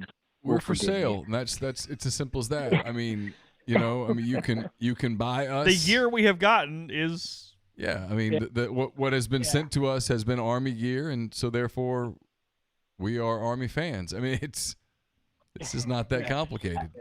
So Neal, you want to be less disappointed? There's a way to make that happen. If you're one thing, Neal, you are a capitalist, and I appreciate that. I am, for sure. So I'm working on the Air Force gear for you guys. It's my buddy that's got the hookup that's up at the academy. They're all like quarantined. It always feels like Air Force is a little left out too. I mean, all you ever hear is Army, Navy, Army, Navy, yeah. Army, Navy, Army, Navy. Nobody ever says that Navy Air Force game. Woo! Well, and that's the one traditionally that has always mattered because typically whoever wins that game takes home the command trophy, which is the most important thing. Hey, don't talk bad about our boys in Army until you send us some stuff, okay? Yeah. I mean, you send us some stuff, and then we'll revisit talking bad about Army. But right now, fair enough. We're full of Army stuff, and I don't really appreciate that. I mean, you want to be less disappointed? There's a way to do it. That's fair. And I did hang up my Air Force blue, and I do wear Army green now. So, I guess I can't hate too much. But the question that I had for you guys, and you've kind of visited it a bunch in the past, but I still just can't wrap my head around how, mainly the Big Ten, the Pac-12, I think we know where that's coming from, but how the Big Ten and some of these other leagues could come to such a drastically different decision. Well, there's only two explanations. There's two explanations. One is that they truly believed the study that's turned out to be so flawed that it's been redacted about how do you say it? Myocarditis. Myocarditis. Yeah. That's one, and that's the one that if you're a Big Ten fan, that you hope that is the answer. You hope that they just put a lot of stock Into a study that turned out to be flawed, which begs the question, well, then why are we not playing now? And the other explanation is politics. That's it. Yeah. That's it. I mean, it's one of the two. And so one is that, a study that at the time they thought was valid and truly scared them, and they made a decision that they thought was in the best interest of the student athletes on their campuses. The other is that it was all a complete lie, and it was all politically motivated. You decide. Yeah, I don't know enough people in the Big Ten to know. I know a couple of coaches in the Big Ten that I've talked to who were incredibly disappointed and talked about how bitterly disappointed that their players were. Yeah, because from a liability standpoint, that I know that was coming up a lot early on in this thing, and that people were worried about from liability. But frankly, I would think that any attorney representing one of these schools that advised them that they would be potentially liable for a student or a player or somebody even coming to a game. Yeah, I got to be honest with you, not to interrupt. I've had this conversation with people today, throughout the day. Someone's going to have to show me the empirical data that shows healthy 18 to 22-year-olds who have died from this. I'm going to have to see. I'm going to have to see some sort of a data that supports that, because here's the deal: there is none. It's one of the problems that I have with what's happening on these college campuses, where there's, and like Chase said, I think Chase is right. I want to blame the colleges, but I think it's the kids. The kids are freaked out, and they're running and getting tested, and that means that they have to quarantine a hall or a house or whatever. And next thing you know, the whole campus is shut down for 3 weeks or whatnot. It's crazy. The truth is, unless someone can show this to me, and if you can, send it to me, where are the 18 to 22-year-olds, healthy 18 to 22-year-olds, and football players are healthy, they're exercising. Show me the healthy 18 to 22-year-olds who are dying of this virus. There is no data to support that. Right, and even the kid that from Georgia State that had myocarditis, I think that was last week maybe. When the news came out about that, they said, "Oh yeah, he's going to be fine. He's going to play next season." Yeah. So what's the big oh my God? Well, that's the thing. I hope he's okay. That's the thing at the power. That's the thing at the Power 5 level. Anybody who tests positive before they can come back and play, they have to get an MRI or an EKG or both or whatever. So you're going to catch that. I mean, they're going to be safe. They're going to check for that. But that's also incredibly rare. Whenever people can do one anecdote, I'm like, okay, so that's one out of, and I'm not minimizing him, and I'm glad that he's okay. I'm glad they caught it. I'm glad that he's going to be okay. But when people act like, well, there's one, so we must stop everything, that's insane. That's illogical. I mean, look, I'm a dad. I have a 19-year-old and I have a 17-year-old. If 19 and 17-year-old healthy kids, football or otherwise, were dropping dead from this, I promise you my kids would be locked up in their rooms right now. Yeah. So when people say you're flippant about the disease, no, I'm not. Not at all. I've watched it. If anything was going to happen, I mean, the three most important things in my life are my three kids. If anything was happening to 19, 17, and 13-year-old kids with this virus, to healthy 19, 17, and 13-year-old kids, that my kids would be locked in the house. They wouldn't leave. Mm-hmm. Yeah, I mean, you hit the nail on the head as usual. But I mean, we feel the same way about ours. Like our daughter is 19 months old and she's been in daycare the whole time, and because we both work, and people are like, "Oh my God, like you have your kid in daycare?" And I'm like, "Yeah, she's fine." And her teacher actually caught COVID in June, and they just closed that one room of the daycare for a week to make sure everything was okay, and everything was. None of the kids got it. The teacher once she was better, she came back to work, and they haven't had any issues then, and just carried on. Yeah. You know. Yeah. And so, if people behave rationally, like, life can be managed, and it's the same with sports. Agreed. You know? Agreed. Hey, thanks for the call. Appreciate it. Hey, thanks, guys. Have a good night. Bye. Yeah, Dr. Mike, talking about Dr. Cunningham, said that myocarditis can occur after any virus. Of course. I mean, in an ideal world. I told you, I thought that got very. The media latched. Oh, that was really loud. I didn't turn anything up. You finish your thought. Rodriguez getting it made it so much more PR based. But where again, it it's crazy. one guy. No, I know, but that's what did it. And that's my thing. But it was nothing, and then he got it and went, oh, well. So it's 30 major league teams, 60 players per roster, one player, and thank goodness he's going to be okay. But 1 out of 1,800 is not a big number. Yeah. Who are we talking to? Hey boys, we got Ryan in Dallas. How are y'all? Oh, how's it going? What's up? Man, I'm a married man. I'm much more mature. I'm much more I'm much smarter. My life's changed. So I'm really excited. That's a good answer. So you're already whipped. How did how'd the wedding go? Man, we had a blast. We had an awesome time. I got my fingers crossed for another couple days until the CDC tells me I'm good to go and say nobody got COVID at my wedding. But we'll find out. But I've got a couple questions for you guys. What is the protocol when a groomsman goes home with a bridesmaid on Thursday night of the wedding weekend? Do they have to stay together the whole weekend, or is he free to kind of switch it up and maybe try to venture out, or how does that work? Ooh. Hold on. Don't knee jerk this. Let's think this through. So a groomsman. People on our stream, feel free to give your thoughts. And so let's go through this again slowly. So it's a 3-day wedding, 4-day wedding, Thursday, Friday, Saturday. Okay, give me a schedule. What are we doing each day? My in-laws were super nice. We had a kind of a little barbecue, welcome to Dallas sort of deal Thursday night. A couple folks hit it off.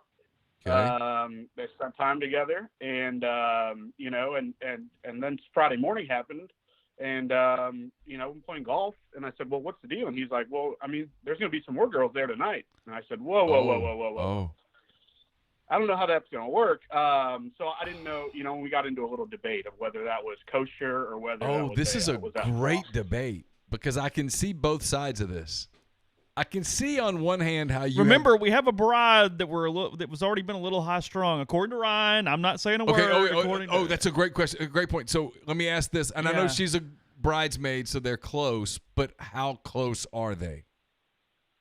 Well, here's the deal. I'll say this: my bride the week of the wedding was the best bride I've ever seen. She was.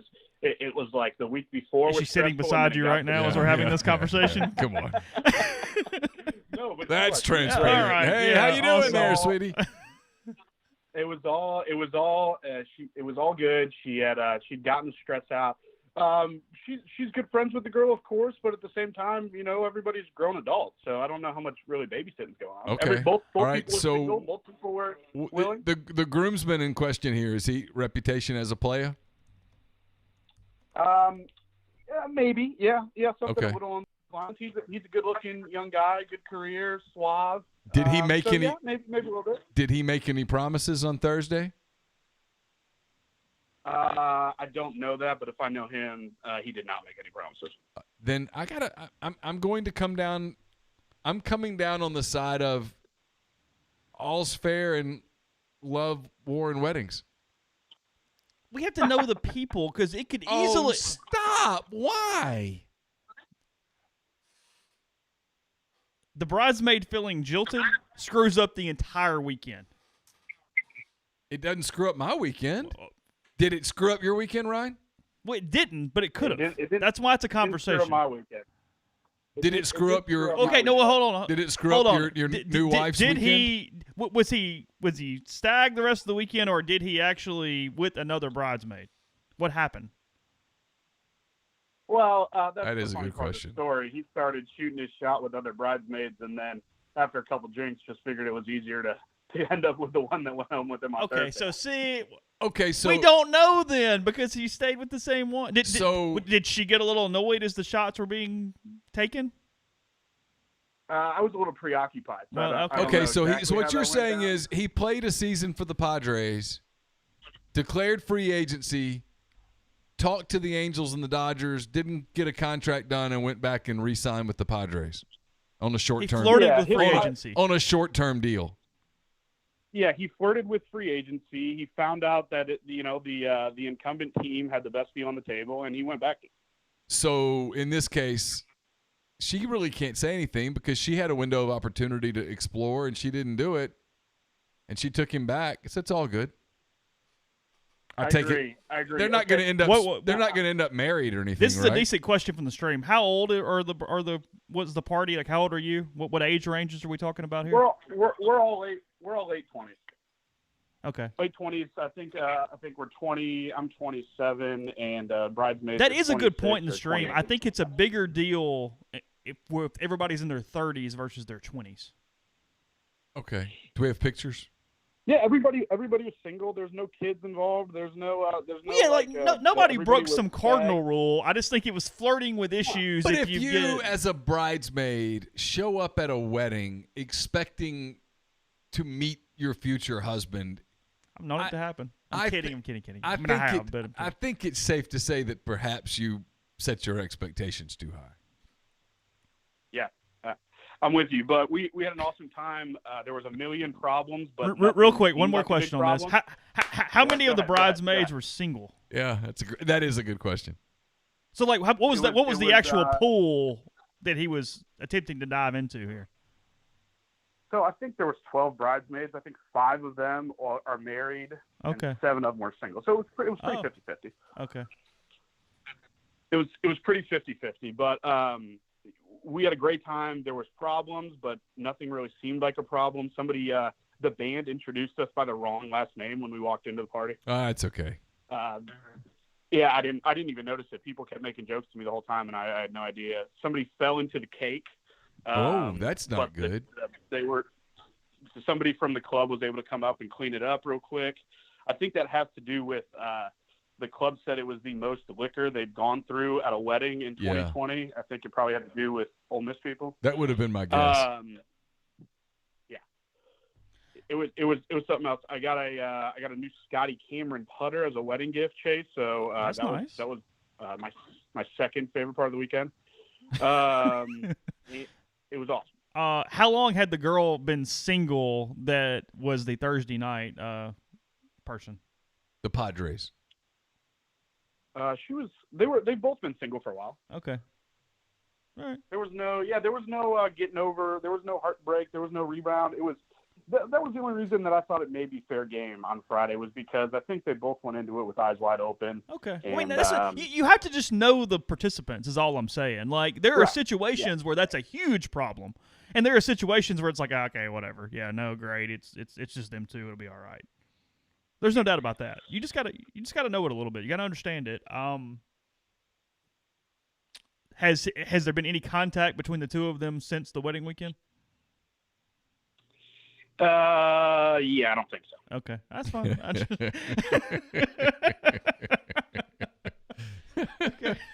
I don't think so. I don't think that's a thing. And that's but, okay. Hey, it's true. It's true love. I'll wrap it up. I'll give a honeymoon update. It was awesome. Went to Lake Tahoe. It was beautiful. If you haven't been, you should definitely go. But everything I've heard about the left coast or the woke coast is absolutely true. They're crazy. There was people in the pool playing with their kids wearing masks, like throwing the football around with their kids or, lifting your kids up and throwing them in the water and they had masks on, which I thought was just absolutely asinine. When we told people we were from Dallas, they moved away from us. Like they shivered and walked away. So it was beautiful, but I'm not in any hurry to go back to California at all. Oh, well, I'm glad you got through it. I'm glad the issues were simply funny ones, nothing crazy. No major issues. No one got arrested. It seems like so. That's Nobody got arrested. We had a Karen at the club who was upset that nobody was social distancing or wearing masks at the wedding reception. She tried to come into the wedding and throw a fit about it, but I think she quickly learned that she would not have been welcomed very much. Well, tell the bride hello for us, and we appreciate the update. We asked for it, so thank you for doing that. All right, bro, guys, I appreciate y'all. Last thing here, Sure. and you take it into the next segment. But do you know anyone who voted for Donald Trump in 2016 that is not voting for him now? Because I've been pretty worried about Joe Biden here, but I don't know a single person who voted for Trump in 2016 who isn't voting for him. And on the contrary, I know several people who were apolitical in 2016 that have said, hey, this has just gone too far. I'm voting for Donald Trump. So I'll hang up. Appreciate y'all, but we'll holler at y'all soon. Sounds good, Ron. Thank you. It's a good question. I mean, off the top of my head, no. No, I don't either. I do know people who can be described the second way that he described it. I mean, I do. I know people who are kind of middle of the road who didn't vote for Trump last time who are going to hold their nose and vote for him this time. I think we've got another situation like 16 a little bit. I know Nate Silver's tried to spend 4 years figuring out where it is or where the voters that aren't tapped are, but I just think polling is irrelevant in this election. Did you see the Vegas odds? No. Vegas odds are going down. Getting closer to a pick'em from a Vegas standpoint. Oh, really? Yeah.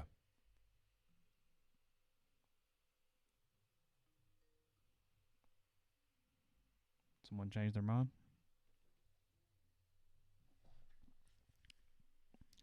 No, I have not. Is Vegas reliable in that kind of thing? I have no idea.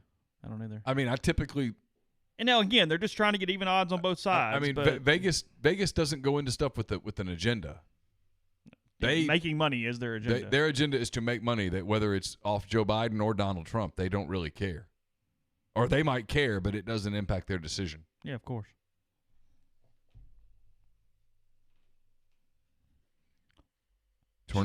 Tornado warning in Tate County. In Tate County? That's Senatobia, right? That is, yes. Somebody said sirens going off in South Haven, I saw as well in this. Somebody in the thread says didn't vote for Trump, but will this time. Well, I didn't vote for Trump last time. Must be a pretty good bit of weather around us, honestly.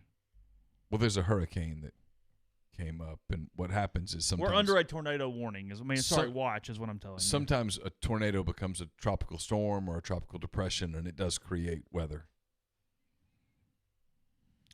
One of our podcast favorites, Ryan Brown, just posted a new cooking video on YouTube. Oh, yeah? It just popped up on our stream here. Grilled shrimp tacos. Oh. From the Grilling King, one Mr. Ryan Brown. So I like grilled shrimp.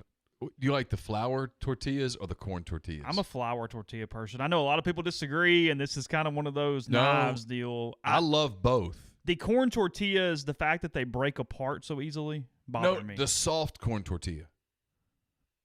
You're talking about the hard shell taco. No, I'm not. Oh, I still have some issues sometimes with regular corn. Oh, really? They just kind of get a little brittle. Yeah.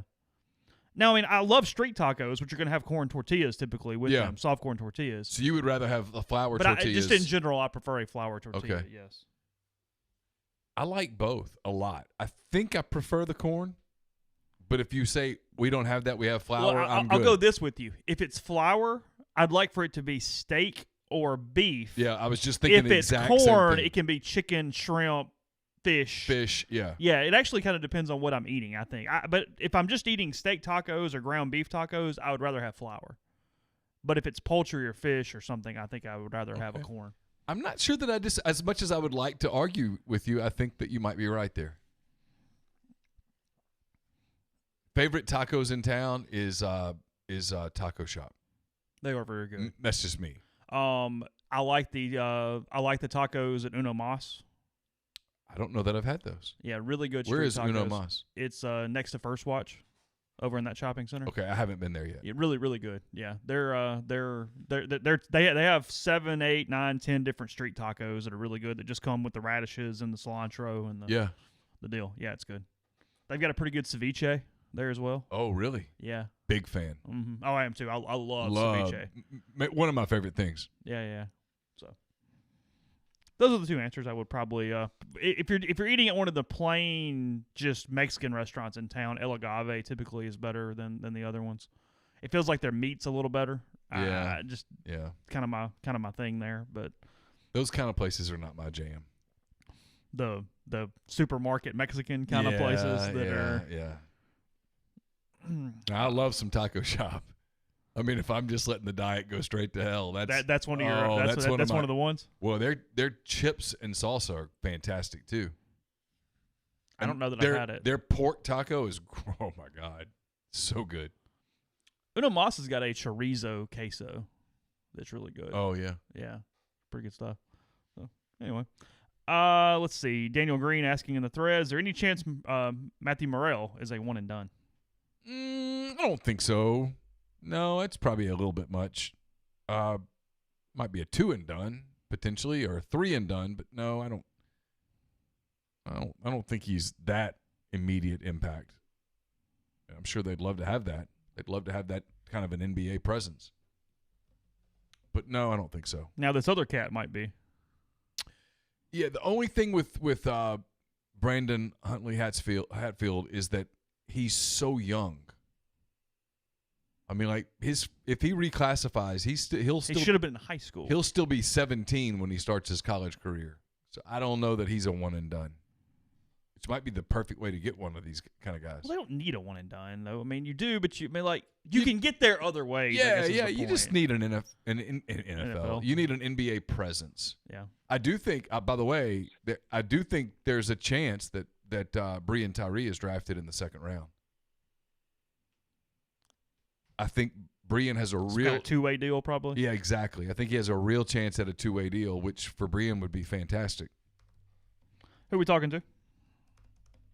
Hey, it's Matt from Tupelo. How's it going? Doing good. How are y'all? Oh, we're hanging in there, watching the weather a little bit, watching the RNC. Big night. We're channeling our 7-year-olds right now. Well, I'm a long-time listener, first-time caller. I want to ask y'all a question about far as teams that could lose because of the coronavirus. I mean, for instance, I don't think Auburn's going to lose to Ole Miss this year, but let's just say, their quarterback position and their running back and their defensive line or some kind of combination were to get sick. Yeah, sure. I mean, during all this stuff, I think somebody's going to come out and get bit. I do too. And lose. I do too. I do too. We Chase and I actually talked about this. I don't think it was on the podcast. I think we were just talking. And we were saying, if you told us that this season Ole Miss caught, and I think we used Auburn as the example, Auburn on a COVID day and won, and then turned around and had a COVID day and lost at Arkansas, for example, I wouldn't be shocked. I mean, that if you told me that happened, I wouldn't sit here and go, "Oh, come on, man." I'd go, "Yeah, I can see it." It's not really a theory or whatever, but I believe there's a good chance the SEC title is determined in a way by the pandemic based off one of these teams losing a game that they would not typically lose. I think that's more than fair. Yeah, absolutely. Because I think the league is going to push them to play, and so let's say, we'll take Ole Miss out of it just for kicks. Let's say Tennessee, 3 of their linebackers test positive on Friday and they can't play. I think the league's going to go, hey, look, let's just play it, and all of a sudden Tennessee was going to beat South Carolina and now they don't. I think that kind of thing could easily happen. Yeah. I think it's going to make it definitely more interesting and intriguing to watch and see what happens and just see how the weeks unfold. Also, I want to ask another thing. I think 2 days ago, y'all were talking about the mascots and stuff. I guess I'm going to die on this hill. Okay. I like the black bear, and I know there's black bears in Mississippi. I know people are probably throwing stuff at their TV, radio, phone, wherever right now, but I wish they would bring it back. That's just how I feel. My kids loved it. Yeah. It was perfectly fine had they just trusted it. I know they got a Yeah. lot of I know it was kind of like the thing replacing the thing. I get all that. Exactly. If they just trusted it and ignored some of that and really Yeah. marketed it, Susie and Johnny and all the little kids would have gotten their bears and we would have moved on with their day. But and you it would have can't been go whatever. back to the bear. No, it's over now. That ship is sailed. Well, the mascot's at Lenore Ryan. Literally, he he entered the transfer portal. Yeah, he went down. So. Yeah. No, I mean, go look at their Yeah. mascot. It's not. Oh, that's a bear. No, it's the bear. It's It's the same. It's the bear. same uniform. They just gave that thing Yeah. away. Yeah. I was hoping one day that they would have some kind of habitat on campus, something all the kids could go to it. I did too. I remember growing up in Mississippi, there was one in, I think in seminary or something like that. We did a field trip, and they made him do certain things and stuff on this trip, and he finally stood up, and I was like, whoa, that thing is huge. But I don't know. I guess I was just fascinated by that, and I thought that was a good. I mean, look, you're absolutely right. Whatever came after Colonel Reb wasn't going to win, just like whoever comes after Saban. But that's just how I felt. Yeah, that's probably true. I don't know. I think they need to find a natural habitat for a real land shark and embrace it. We'll be looking for a long time. Yeah, it's going to be a minute. But anyway, thank you guys so much. I really appreciate all y'all's work, and I'll call back some other time. Absolutely, thank you. Get mascot questions about every week now. Yeah. Starting to. I very frequently get correspondence that I have let people down, that I have not pursued the fluffy shark hard enough. Really? And in many ways, it's because I think personally I have moved on from the fluffy shark. To a catfish. Just, hey, if you're going to do the river flag, go all the way. You would do that? Well, I mean, if you're going to do the river flag and you're It's going not Ole Miss picking the river yeah, flag. but you're going to end up embracing it. You're going to put it on the back of your helmet. You're embracing the river. Embrace the river. Okay. How's it going? Hey guys, Cole, what's up? Oh, we're What's happening? So, Neal, you've been listening to Corolla this week? I have not listened this week. I followed him some on Twitter. I know that he's been on a little bit of a rampage. I typically just listen to his Saturday show with Garagos. Yeah, that's a great show. This week's been good. It's been one of the better weeks. But it's something you guys talk about all the time with people not understanding nuance. Do you see all these like memes out here with people saying like, well, if masks work, why can't I go into a nursing home? And if they don't work, why do I have to wear them and all this stuff? Like people have no ability to understand middle ground anymore. Like it's just middle it's a thing. ground. Middle. No, you pick a side and then you get hyperbolic as Yeah. possible. That is the answer of what you do. Yeah, it's like the coronavirus. You're either a Republican or Democrat, one way or the other. It's ridiculous. I mean, Campbell told me today, and she's right. And I've talked to people that have kids at Ole Miss who say the exact same thing. I mean, it is straight down party line how you react to it.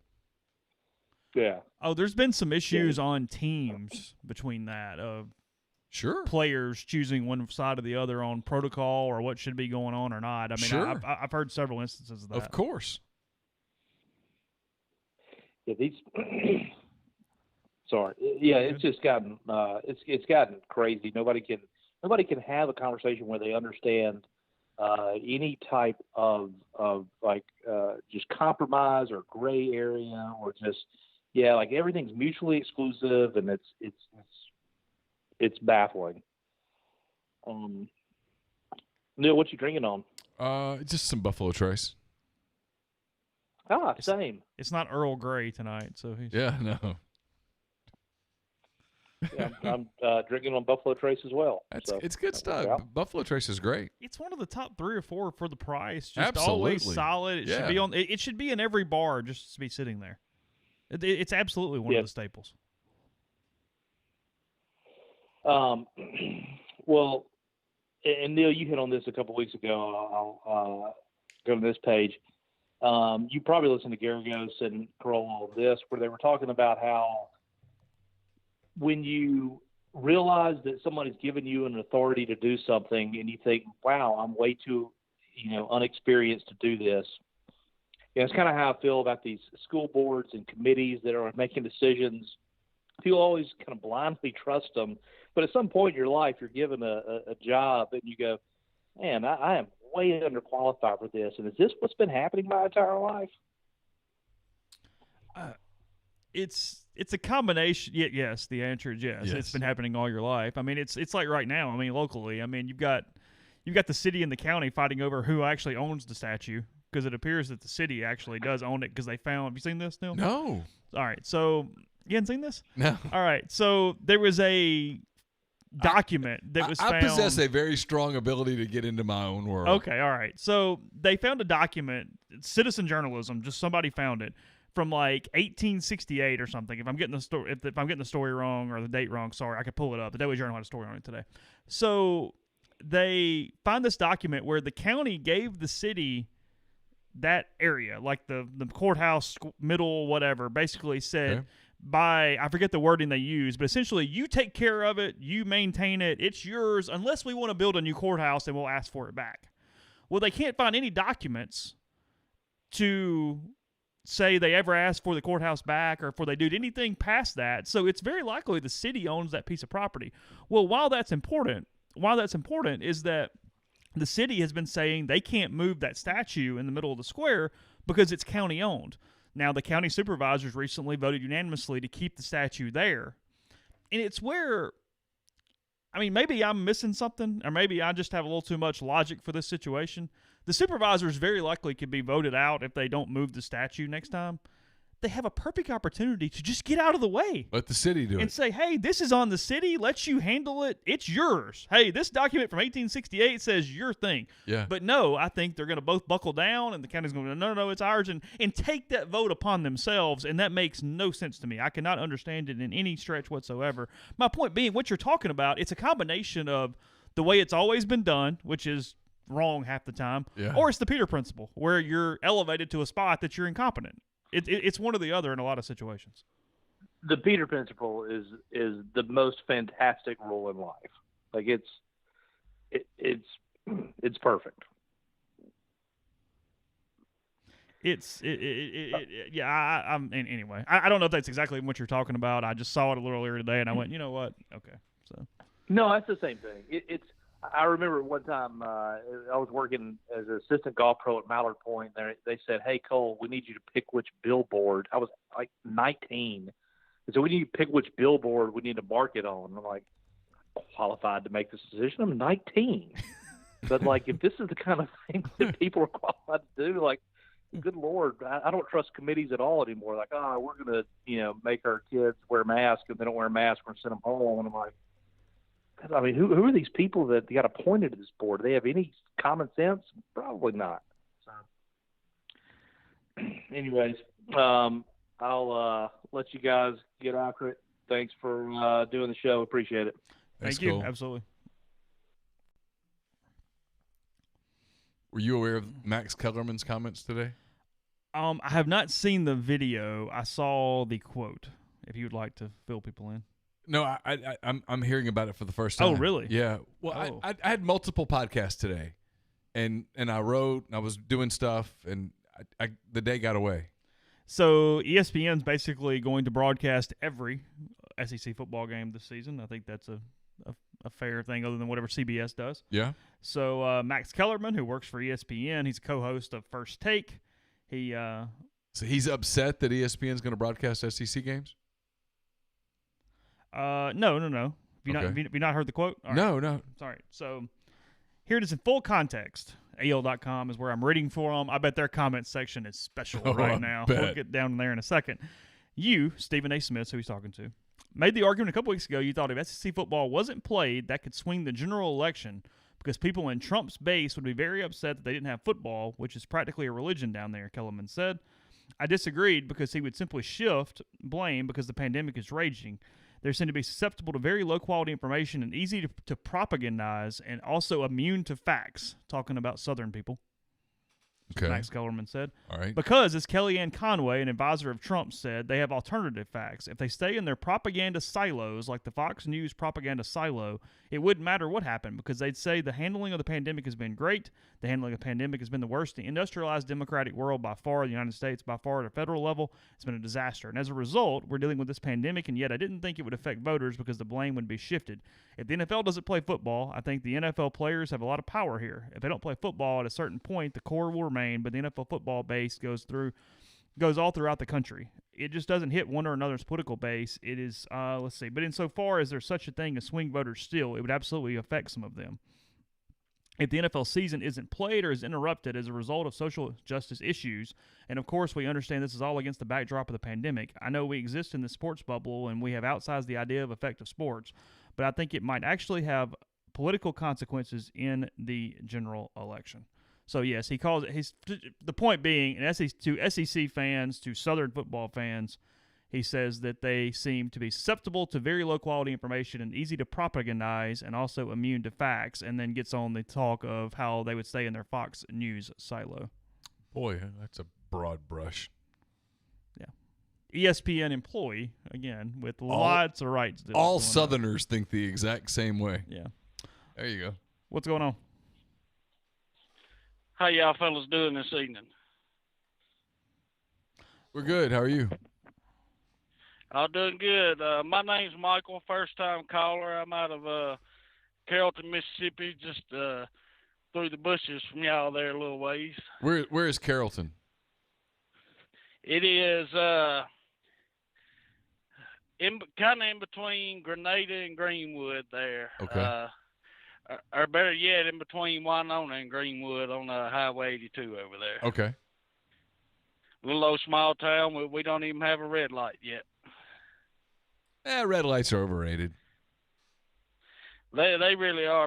People don't stop at them no more than they do for stop signs, and neither one of them really make a good difference. But I was just wanting to call and tell y'all how much I appreciate what y'all do. Being a truck driver, I just actually discovered y'all's podcast here not long after the Luke fire, and I'll tell y'all have kept me up through many miles over the nights the past few months. Man, I couldn't do what you do. I've thought about, for whatever reason, I always, when I'm driving and you mentioned this from time to time. I see the big trucks that have the big cabs that it's obvious that they sleep in the cab and all that stuff, and I always think, how do they do that? I have a tremendous admiration for that, because I don't think I could do it. What's your route? Where do you go? I go all over. I've been there ain't much of this country I haven't seen. What's the worst highway in America? Well, it depends on what you're talking about. You talking about as far as rough roads or traffic? Your call. Traffic. Which interstate do you hate the most? Any interstate that's north of Baltimore, all the way to the Canadian border. Really? Oh, really? Why? Traffic? Yeah, man, traffic. Especially you get over there into New York City and all that, because you have all. Because if you look at it, New York City, and there's a couple of big cities over there in Connecticut, and they're really close. Yeah. So man, if you try to go through there at 5:30 in the morning, you better have plenty of drinks and breakfast with you, because you ain't getting nowhere fast. Okay, so I've wondered this before. So when your route takes you through New York City, do you go around the city, or do you have to basically kind of go through it? I personally don't take loads into New York City, but I do my best to go around it. If I'm running on a night schedule, I will, go around the 95 there through the Bronx and all that, but I won't do it during the daytime. It'll take you all day just to get through that little section there if you ain't careful. So when you retire for the night, you sleep in your cab? I mean, in the area back behind you? Oh yeah, hotel Freightliner. What's that like? How do you stay cool or warm in there? Well, the particular truck I have now, it just idles, and it has the front air condition, and there's an air conditioner back there in the sleeper part of the truck that you can run to, and it does all right. But I'm in down here on I-10, New Mexico right now, and as we speak, the dash is still reading 101 degrees. Oh wow! So at nighttime tonight it's gonna be a little warm. Yeah, it'll probably get it might dip down to about 85 here, but not like Mississippi where you'll see it get into the upper 70s or something. It stays pretty warm out here. So you drive until when? I mean, how long? I'm absolutely, believe it or not, I'm absolutely fascinated by this. Maybe more than I am damn near any other field. You drive until when? I mean, when do you decide? Hey, this is when I'm going to sleep. How long do you sleep? Are you not scared? That's not the right word, but do you worry about your security when you sleep on the road? It depends. I particularly try to stop somewhere that's not within the inner city area. Kind of stop somewhere, that's a smaller town where, because you get in them bigger city truck stops and you have all the, I hate to say it, but you have all the bums, and for whatever reason, they think, everybody thinks truck drivers are so rich. Like the Petro in Atlanta over there, they start hitting you before you even get in the gate good over there. Are you always a solo driver, or you do some of the team driving stuff? I tried the team stuff, and it took a toll on me because I wasn't sleeping well with the truck moving, and you had to put a whole lot of trust into somebody. What makes a good truck stop? What do you look for? Well, right now, somewhere that has where you can actually sit down and eat, that's a big thing with the COVID. Oh yeah, I didn't even thought about that. And that's why I get real aggravated with people that say, all the restaurants need to shut down because, people don't realize as a truck driver, which I keep certain stuff on the truck, microwavable food, but who wants to eat chili out the can 7 days a week, Yeah, absolutely. So you're looking for truck stops that have hot food? Right, and most of them, your bigger chains like Love's, that y'all see, for the most part, they a lot of them run the fast food. So the mom and pops that still do the home cooked food, and has the 80-something-year-old waitress that'll talk your head off. Them are the preferred spots. So how do you? I'm sorry, I could question you for a long time. So what do you do? Are you coffee? Are you tea? How do you avoid just all the soda, all that stuff? Because sometimes you see truck drivers that it's obvious that they've gotten hooked on soda, and obviously if you're drinking a ton of soda, it's not good for you. How do you manage all that? I'm not much of a coffee person. I try to limit it to Gatorade.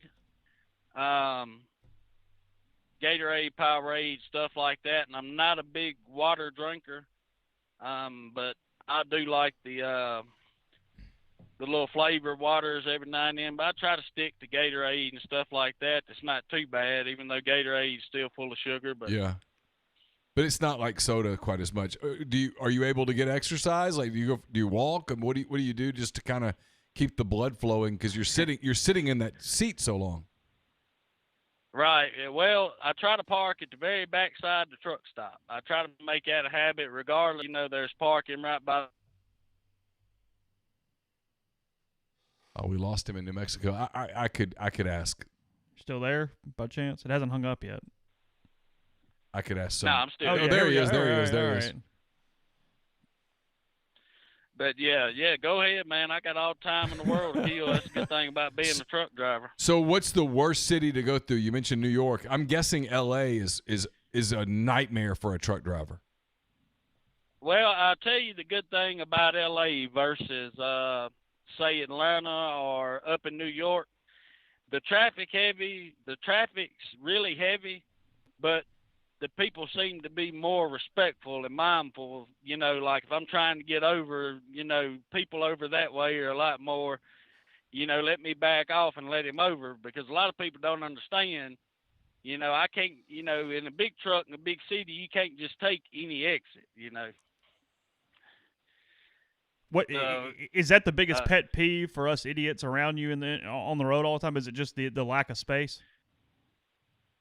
Yeah, and the people that want to, like if I get over to pass somebody and then the idiot behind me jumps behind me and then gets over in the right lane and just rides beside the truck. Yeah. That I'm telling you, that's not a very good idea for anybody that does that. So you mentioned podcasts. What all podcasts do you listen to? Because, I mean, you've got lots of time to pass, right? I mean, I got to think you're not sitting there listening to music all day, I'm guessing. No, and I tell you, I wasn't real big into politics until I started driving a truck. And I've only been over the road for 2.5 years. I did a little local stuff before then, but I listen to a lot of the daily briefings and stuff like that. But podcast standpoint, I listen to everything that y'all put out, and I listen to a little bit of Joe Rogan stuff here and there. Yeah. His stuff is, I mean, 2.5, 3 hours That's the good news about him. Yeah. Is it's going to go on and on and on and on and on. Yeah, and that's the ones you really want to find as a truck driver, because the little, 30-minute skits here and there, you just get into it, and then they're like, oh, okay, we'll see you tomorrow, and, you have to find something else. Yeah, and you don't want to be pushing a bunch of buttons while you're trying to drive a big old truck. No, people don't realize it, and I see a lot of truck drivers doing it, but texting and driving ticket in a big truck can bankrupt you. Oh, I bet. And you'll lose your job immediately because in some states, not only the driver gets fined, but the company can get fined up to $12,000. Oh, wow. So, good way to lose your job right there. Cole McCarty sent us a super chat. Here's a great question. What can we do as drivers to make your life as a OTR driver easier? I'm not saying this in a bad manner. No, we're all good. Listen, we're this show stopped being PC a long time ago. We quit worrying about feelings years ago. Just go ahead and hurt us, and we'll get through it. But basically, just stay out of the way, and I get on my wife all the time when I'm at home and she's driving around, and we'll be going down the interstate and say we're going to take the Batesville exit. She'll wait till she gets right there to the exit and hit her brakes and throw her blinker on. I'm like, you do realize there's a big truck behind you, right? Yeah, yeah. And you let her drive when you're both in the car? I mean, or you need the brake or what? Like, how's that work typically? Well, usually the first day I'm home, I let her drive, and then she'll scare me, and I'm like, nah, I just drive everywhere else. What's your schedule? How many on, off? How does that work? Right now, I'm usually out about 3 to 4 weeks and home for 4 to 5 days, but I'm actually coming up on a gig here in a little bit that is going to allow me to be home every weekend, and I should be able to get that done right before the season kicks off. Oh, good for you. Good. Yeah. Because the last game that I actually took off to watch was the 2018 Vanderbilt game, and I was excited. I'm at home, we're gonna win one, and then they get beat. And I'm like, that's the AJ Brown game with the thing at the end. Oh yeah, I forgot about that game. Yeah, and I was like, well, but I was home this past year for the Egg Bowl, and I was actually at a buddy of mine's house who's a State fan, so I got scalded pretty good for that one. It all worked out. It did. Yeah, I tell you, I see a lot of people talking about, and me and a buddy of mine was talking about this earlier today, and he made the statement before I could. We were talking about is Mike Leach gonna give any comments, and my buddy said, I hope the hell not. They need to just tell him to shut up about the whole situation. Yeah, that's not his strong suit, but I tend to agree. Because he's already in the hot seat, and they ain't even snapped the football yet. He's already in boiling water over there